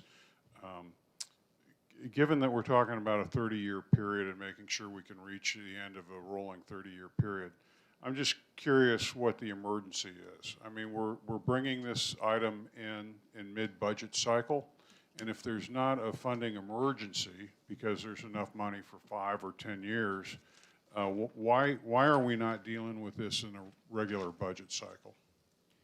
Well, to that part of your question, I would just say I don't have an answer for that. This is not a bill that DES has sponsored or has asked to come forward. I would note, however, that, and that's part of the importance of the conversation, the financial assurance is not intended to be used each year to perform the annual care. It's intended to be there as a trust fund in the event that the operator doesn't continue meeting their responsibilities for post-closure care. So what should happen here is that financial assurance needs to be brought up to the amount required, and then the operator, in this case Econ, needs to have adequate funding each year, which is not a lot of money, but it's meaningful, to do that post-closure care outside, without accessing the funds in the trust fund. They should not be looking to access the trust fund funds. Follow-up? Thank you for that. That's more clear to me. It sounds like we're setting up more of a bond than an operating fund. Is that a yes? Or yeah, I think that's a reasonable analogy. Okay, and then on page 2 of the department's testimony, it refers to like all other active and closed landfills in the state. This sort of gets to Representative Lynn and Emmerich's question. Are there any other landfills or any other projects similar to this that we need to be worried about? Off the top of my head, I'm not aware specifically of any facilities that don't have adequate financial assurance right now. I don't want to talk, we don't know all the facts, but there may be one in central New Hampshire that the ownership scenario is muddled, and so it's there may be one more where we've got some concerns about financial assurance. You have a follow-up? Last one. Thank you for your patience, Madam Chair. Okay, so I listened to the president last night talk about federal funding for replacing lead pipes so that we have safe drinking water.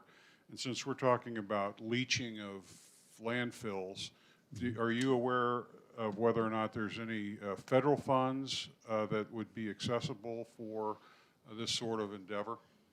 I'm not currently aware of any funds in that category, but I have to say that the guidance provided by the federal government for use of the funds from the American Rescue Plan Act and the Bipartisan Infrastructure Law is still evolving, and we're certainly keeping a close eye on that to understand what the range of options might be for use of those funds.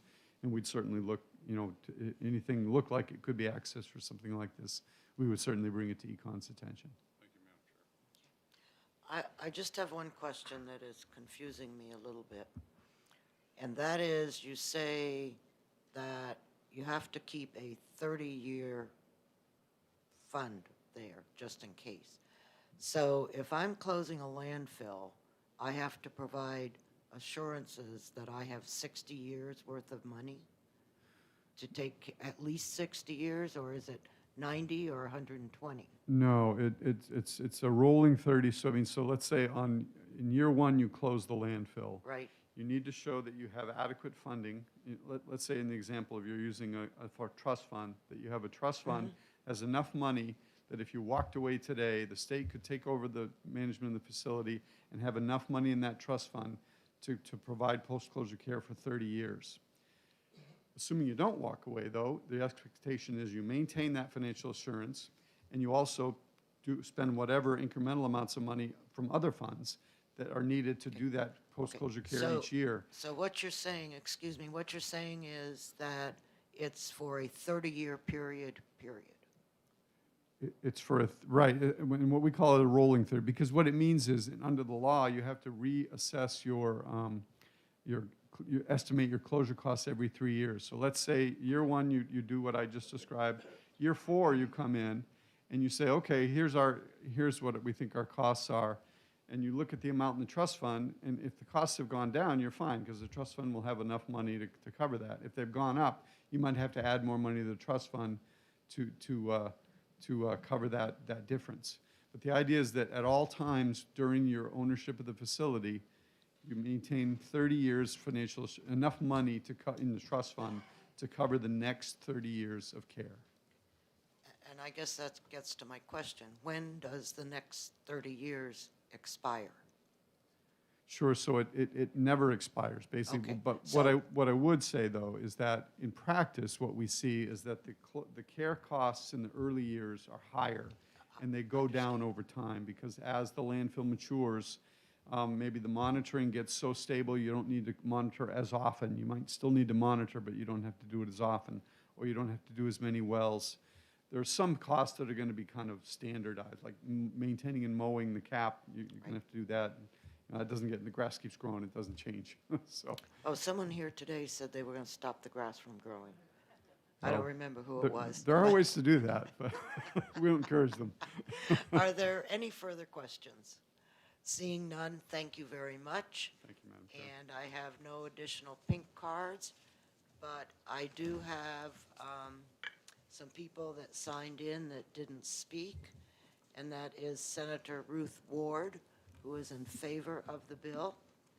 I have a Bruce Jasper, who is also in favor of the bill, and Representative Judy Aaron, who is also in favor of the bill. So with that information, I will close the hearing.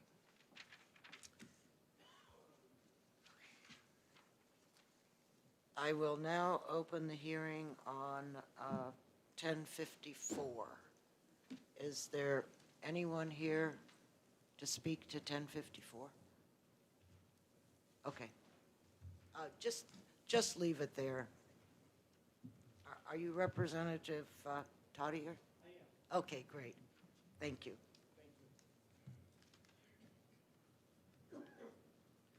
This will be very short. I know.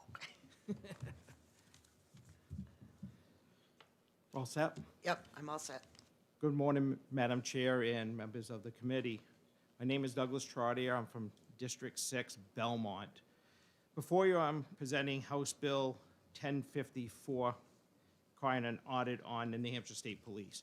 At this point, I'm going to ask that the committee ITL this bill because after doing further research, I learned that there is another process that I could use, and I don't feel that we need to go forward with this bill. Thank you. Thank you. Are there any questions? Seeing none, I will close the hearing. Thank you. Good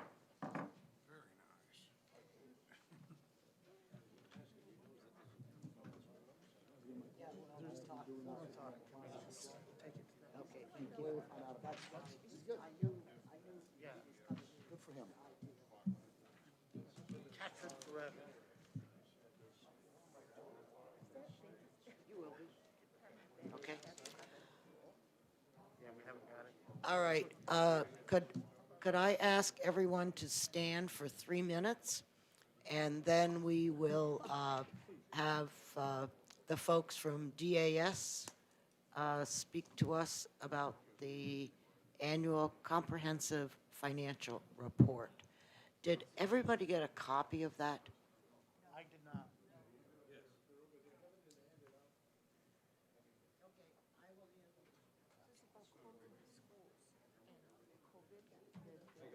The days won't count. If the school closes down due to COVID, and go remote, those days won't count. What's the matter with people? I'm not exactly how it reads from the state board, but they voted on it, so it's gonna be pretty cool. They approved it? Yes, they did. Who's on that board now? That makes no sense. Or am I thinking of it? Well, school districts, it's hard for school districts. So I have an update for you? There are gonna be some schools that have to close and other schools that stay. Right. But, if the event is, what's happening is so many teachers getting sick.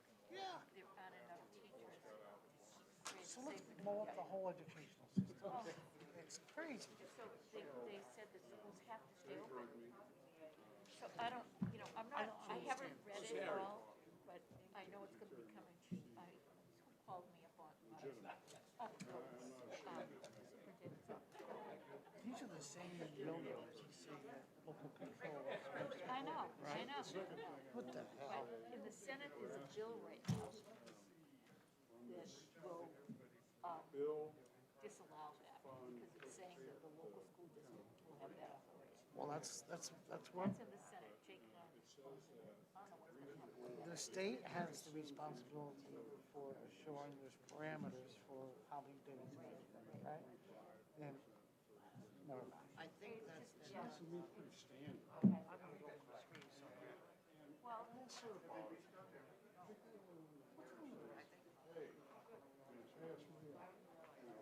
you didn't say that directly, but that's a translation when they're getting at least a quarter of every. So what I would ask you is, it seems to me like we're creating a barrel of fish that attorneys can just come and grab fish easily. And the normal contingency typically assumes risk of jury trials and managing dockets and all the work. There's no work in this, you just file a claim. I know what you're saying, and I agree with you to some extent. This process will have less risk than the jury's. But I don't know, I don't think it's really no risk. You know, in other words, because the attorney. Well, no, I mean, they could lose. They could lose.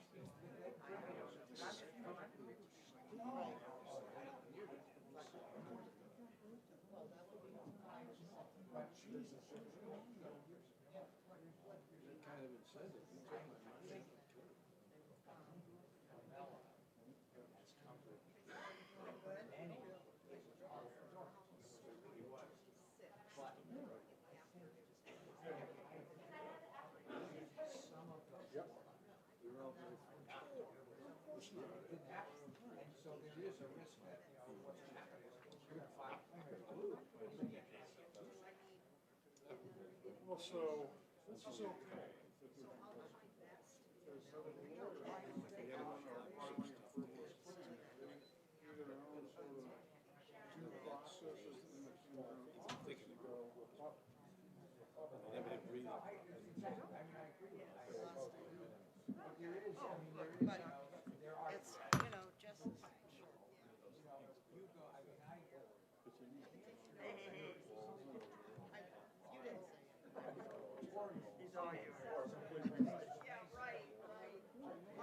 Hey, Jess.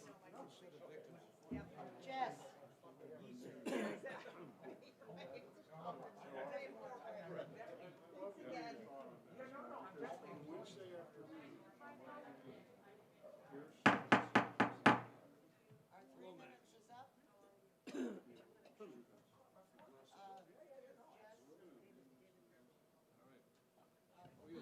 Now it's on.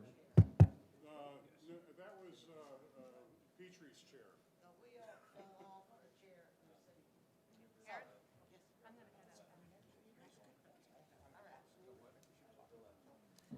I think we're gonna lose some people, because they're gonna be like, I don't know. Okay, I asked DAS to come in and go through the CAFRA with us, because many of the folks that are now on finance have never have gone through the CAFRA or understand what information is in there. And so if we could just kind of give us a outline, who does what work, why do we do it? For those of us that are on the fiscal committee, we've heard some of this from the KPMG that actually does the audit, but I feel that it is essential that we have an understanding of what the CAFRA is all about. So if we could, I'd appreciate it, and thank you. Thank you for having us. I'm Charlie Arlinghouse. I'm the Commissioner of Administrative Services, and this is Dana Call, your friendly state comptroller. So I'm here to accompany, and Dana's here because she's smart, which is a nice tag team. It removes a lot of burden off of me. So I'm going to start and explain what the CAFRA is and why we have a CAFRA in a big picture sense, and then Dana, as the state's chief accounting officer, will explain to you in all the technical details why you should be happy with it and why it worked out really well. There are a couple things. The state does, and the state has done in New Hampshire since about 1931, when the Office of the Comptroller was established as a means of fiscal control. The state does an annual financial report. Sometime in the 80s, we switched to doing it by, the real way, government generally accepted accounting principles, which I think was a bit of a task at the time. I like to say to people that if we don't do this, you can't exist as a state. We would have to shut down our business. And the business being state government, that would be problematic in a couple of ways, right? Although taxpayers might be happy, because I think we would also have to stop collecting taxes. But unless you're an anarchist, it would be problematic. Basically, I think that the CAFRA serves a few different roles, and I came upon this in an answer to a question at Fiscal the other day, and I thought about it this way. There's a way in which this document is, so it's fundamentally, it's an accounting document, right? It's a whole bunch of people with green eye shade going over stuff and reading through them and figuring out if we recorded everything the right way and are we tracking everything. But at its most basic level for the people of the state and for the management of the state, the policy management of the state, which is you all, it's a transparency document. This is somebody has looked at the way state government works. Somebody has examined what we're doing. Someone has examined the money coming in and going out. And you don't have to take anybody's word for it that money is coming in and going out. You have a whole bunch of different eyeballs looking at it. And then that document is posted far and wide for everyone to see. People who buy bonds for the state can look at it, expect to look at it, or they won't loan us money. People who, for some reason, want to see if we're trying to pull anything sneaky can look at it. People who want to see what our long-term obligations are can look at it and say, is there anything going on that no one's talking about in the future? And from a financial standpoint, the entirety of state government and the health of state government is basically in the picture. You don't look at what we spent last week on groceries. You look at all the obligations going up, and yeah, we have money in the bank account right now, but the mortgage payment hasn't been paid yet. Oh, geez, that's out there. And there's sections in it that talk about lawsuits that might be coming up. So from a transparency and accountability standpoint, it's a very fundamentally important document. I mean, I do say that we would have to shut down as a state without doing it. Frankly, people would look at us weird. We'd be, the best modern example is we'd be Illinois. Sorry to anybody who grew up in Chicago. But it would, I use Illinois because everybody's sort of nonpartisan. Everyone knows it's a basket case, and their governors usually go to jail and stuff like that. And everything's a mess there. And we're not a mess. And we produce a document every year that show it's not a mess.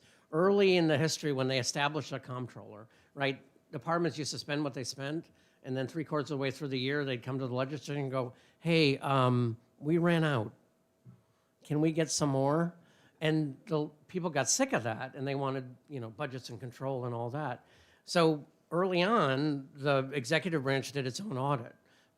Fairly early, they separated that. It's part of the creation of an office that became the legislative budget assistant, was that one branch audits the other branch. Big picture. We have all the numbers in there. The numbers are for the entirety of state government, but the legislative branch audits the executive branch. And they do so not by, these two people running around to every department of state government, but they do it by hiring an auditing firm. Lately, that auditing firm is very nationally recognized, KPMG. I don't know what KPMG stands for anymore. I think one of them is Pete Marwick, but I don't even know. But there you go. And so that's the fundamental what it is. And, basically, if you got a question about whether the numbers are right, about anything going on in state government, you can turn to this and look at it. And the truth is that 99% of us will have trouble without a guide, right? Because it's a complicated accounting document. But one of the things, like everything that's related to transparency and accountability, the fact that it's there and somebody with a little more experience can look at it and raise questions is the thing that keeps us all honest, so to speak. That's a way too high profile and overview, and Dana will talk about things you should care about. Okay, thank you, Charlie. Good afternoon. I'm going to move this so I don't sound muffled. The effort is compiled in the Office of the Comptroller, but it takes obviously a whole slew of folks around agencies to compile this document. We have 6 months to issue it. So the state fiscal year is June 30, and statutorily by 12/31 we need to issue the document. What it does is it combines all of our entities into one place. So you'll notice if you flip through it, you're going to see other entities such as the New Hampshire Retirement System, the university system, there's a community college system. There's a variety of other entities, plus our own, the Liquor Commission, the Lottery Commission, the Turnpike. They all have their own separate audits. So they all either have an outside firm or LBA, and they hire someone to do their own separate audits, and they actually, many of them have their own separate document similar to this. So what we do is, while that's going on and they're getting audited, KPMG is auditing the entirety, and we put it all together in one document. So you get a bigger picture of everything combined in one, but you can also go to those other audits if you needed more information on those separate entities. So it's helpful from that sense. But every entity again, who needs one mainly for bonding or anything else is going to have a similar document. And they're put together under similar accounting standards, and the layout is very similar. So even even private companies would have an annual report, and it would look somewhat similar.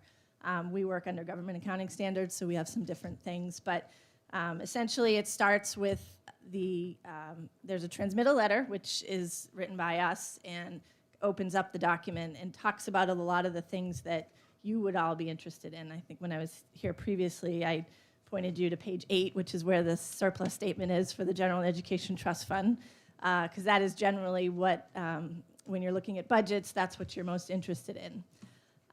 So I can just give you a quick walkthrough if you like. After the transmittal, we have the audit opinion, which is important, obviously, and that's what KPMG presented to fiscal. There is some analysis as well, but if you turn to page 28 and 29, that's essentially our balance sheet for the state. So that is, with everything combined, all the entities I mentioned, that is where we stand from a balance sheet perspective.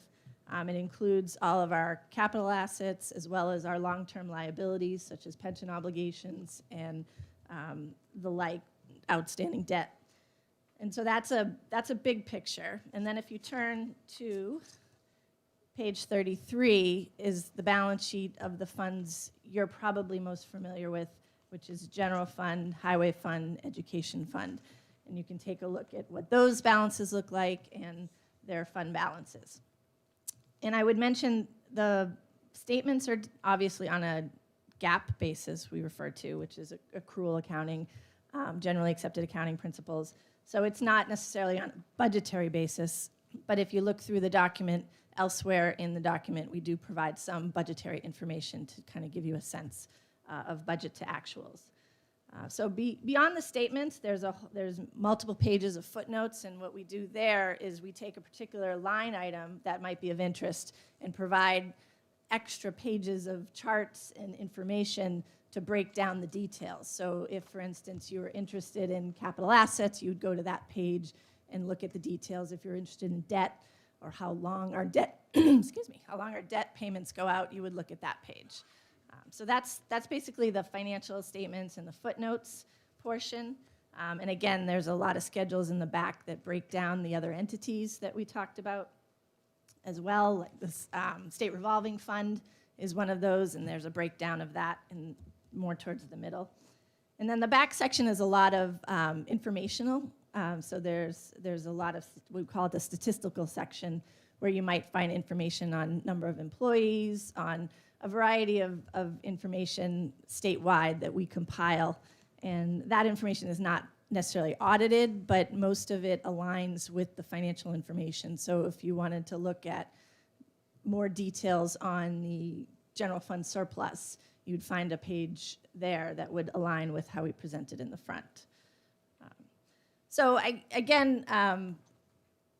we obviously, this is a lengthy effort for us, and it takes the variety of agencies that provide us information that goes into this document. So it really is a statewide effort to complete this, and obviously our goal is to complete it on time and have a clean audit opinion as a result, which we did again this year. So I think that's the highlights, but I'll be happy to take questions. Okay, Representative Weiler. Thank you, Madam Chair. Thank you, Madam Controller.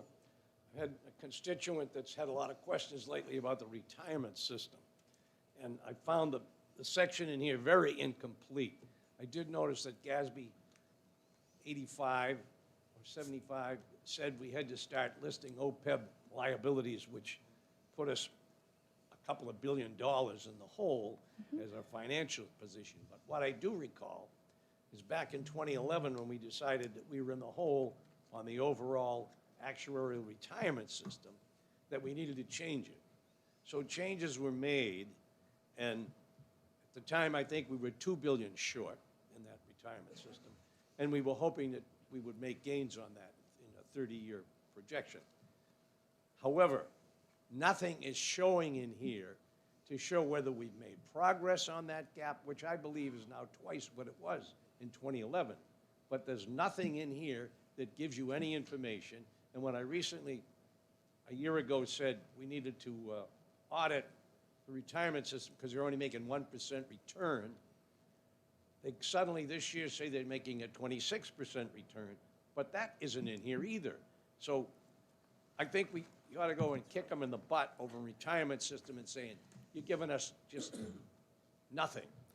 Well, I mean, you put in a 6.75% assumed return, and you never give the real return ever in these things. And it wouldn't be in this document, so I don't have a great answer for that, because the retirement system does have their own separate audit, and they have separate actuarial reports. So, but we can look into providing more in the financial obligations section is just the state employee portion of the NHRS obligation.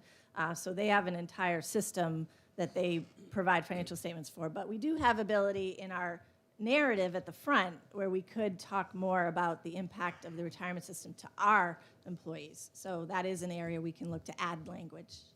Well, it's also a big effect on our overall standing, which isn't reflected in here. It talks about the OPEB liability, putting us, our standard position, $2 billion in the hole from where we were kind of neutral. But I think we're actually $6 billion in the hole, if all things should be reported. One important thing to think about, excuse me, the state, this is a picture of state government, and it's the state government's financial position, et cetera. And there's some states where the retirement system is part of state government, and some states where it's not. Ours is not, since a court case from 20 or 30 years ago at this point. And so they do have their own financials. A lot of the things you're asking about, the annualized rate of return, et cetera, are in their financial documents, and they put them out. The only thing I would add is we're in a situation with them where, we can call them up and ask them questions, and the typical response is, you're not the boss of us. And we're not the boss of them. And so our relationship with them is often very good, and often you're not the boss of us.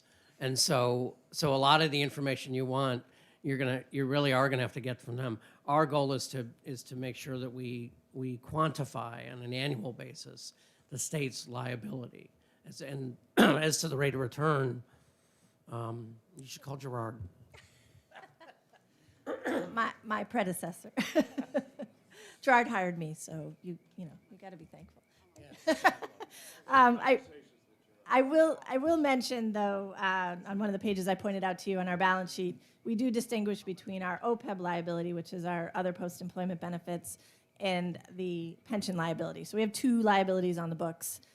One is about $1 billion, one is about $2 billion. So it's there, but it's just our piece. Thank you. Representative Emmerich. My question is there a section in here that it says at the end as of June 30th, before the accrual setups and everything, there was a surplus over budget, many millions of dollars. Is there a section here that says what happened to that, or does it just kind of disappear into the ethers? If you look at page 8, so historically, it's sort of a inside joke that occasionally people will call up and say, how's the CAFR look? And they don't actually care, and they want to look at page 8. And it's what they want to see is the surplus statement. And the surplus statement is a thing, as I'm sure a lot of you know. LBA does a surplus statement all the time. And I think during your budget process, we'll typically do, updates 4, 5, 6 times. And probably at some point around this time of the year. This is the actual audited version. So it resembles very closely that statement, but it will show you, for example, how much there was at the end of the year, what expenditures actually turned out to be, how much lapses actually were, fiscal year 2020, 21, et cetera. What happened to the surplus? Was any of it transferred here, there, or elsewhere? Many years, not this past year, there are transfers made to the Education Trust Fund to shore up the nominal deficit in that, which is its own sort of fiction. and where it happens. And here it'll show a very large balance, because what's supposed to happen at the end of the second year of a biennium is that everything in savings goes to the rainy day fund. And you will notice the rainy day fund account is 257.8 million, which I'm pretty sure is pretty close to double as high as it's ever been. I mean, it's a remarkable number. So it's all right there. So it's all there. That's how you can check, is look at page 8. Thank you. Excuse me. I would also like to commend the DAS, in particular the comptroller, for the information that is included in here. If you don't know an answer to something about finances, if you go to the section in here that talks about it, the answer is here. And too often, we joke about the fact that this is great bedtime reading because you'll be asleep before you open it. But every once in a while, it's good to just open up a page and read what it has to say. It's like, obviously Ken was concerned about the retirement system. He went to that section in here and found some problems. And it doesn't matter, what it is. But I will also say that besides the CAFRA, we get all kinds of comprehensive financial reports. Coming up tomorrow at fiscal, we have liquor, turnpike, and something else. Lottery. Thank you. And was there 3? There were 3. Okay. And so they will be giving fiscal a little bit more in-depth report about their current status, financial status, than what the CAFRA provided. So, and I think, if I'm not mistaken, I received the UNH financial report. I don't know if I've gotten the community college one yet or not. Who knows? But they're all supposed to be done by 31 December, so it's not, so I'm sure it's out there. But for the committee, if you are interested in any of these audits, they are absolutely available down in the LBA. And to me, these are a lot more exciting reading than the normal audit reports that we get. So anyhow, I'm just telling you from my perspective. But this is kind of, for the financial people, this is kind of their Bible for 2021. And we get one of these every year. And we had not, like I said, we had not had a presentation because last year, I don't even think we did it over Zoom. Last year, because of COVID and all that kind of stuff, we didn't really have a presentation or the opportunity to pass this out. So I thank you very much. Are there any other questions? And listen, if you have questions, you can always call either the LBA or the comptroller's office, and I know that they will have answers. Because obviously the writer and the writer and the reviewer always manages.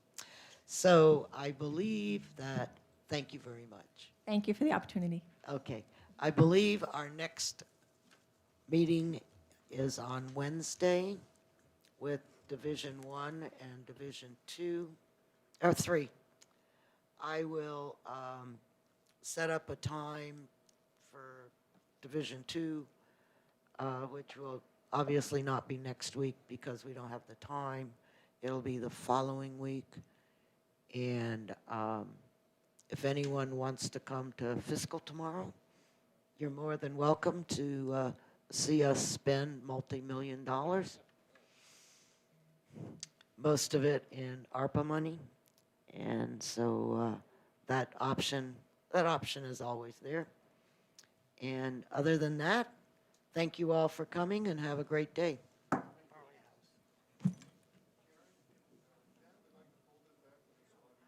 She's betraying us.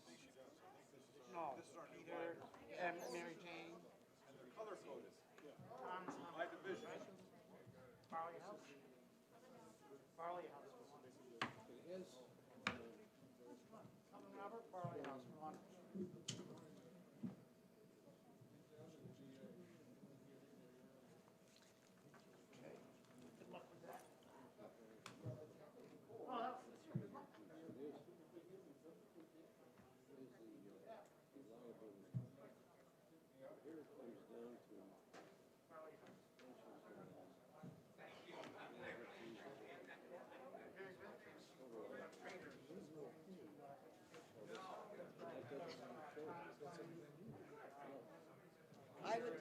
I've got a 1:30 meeting, so.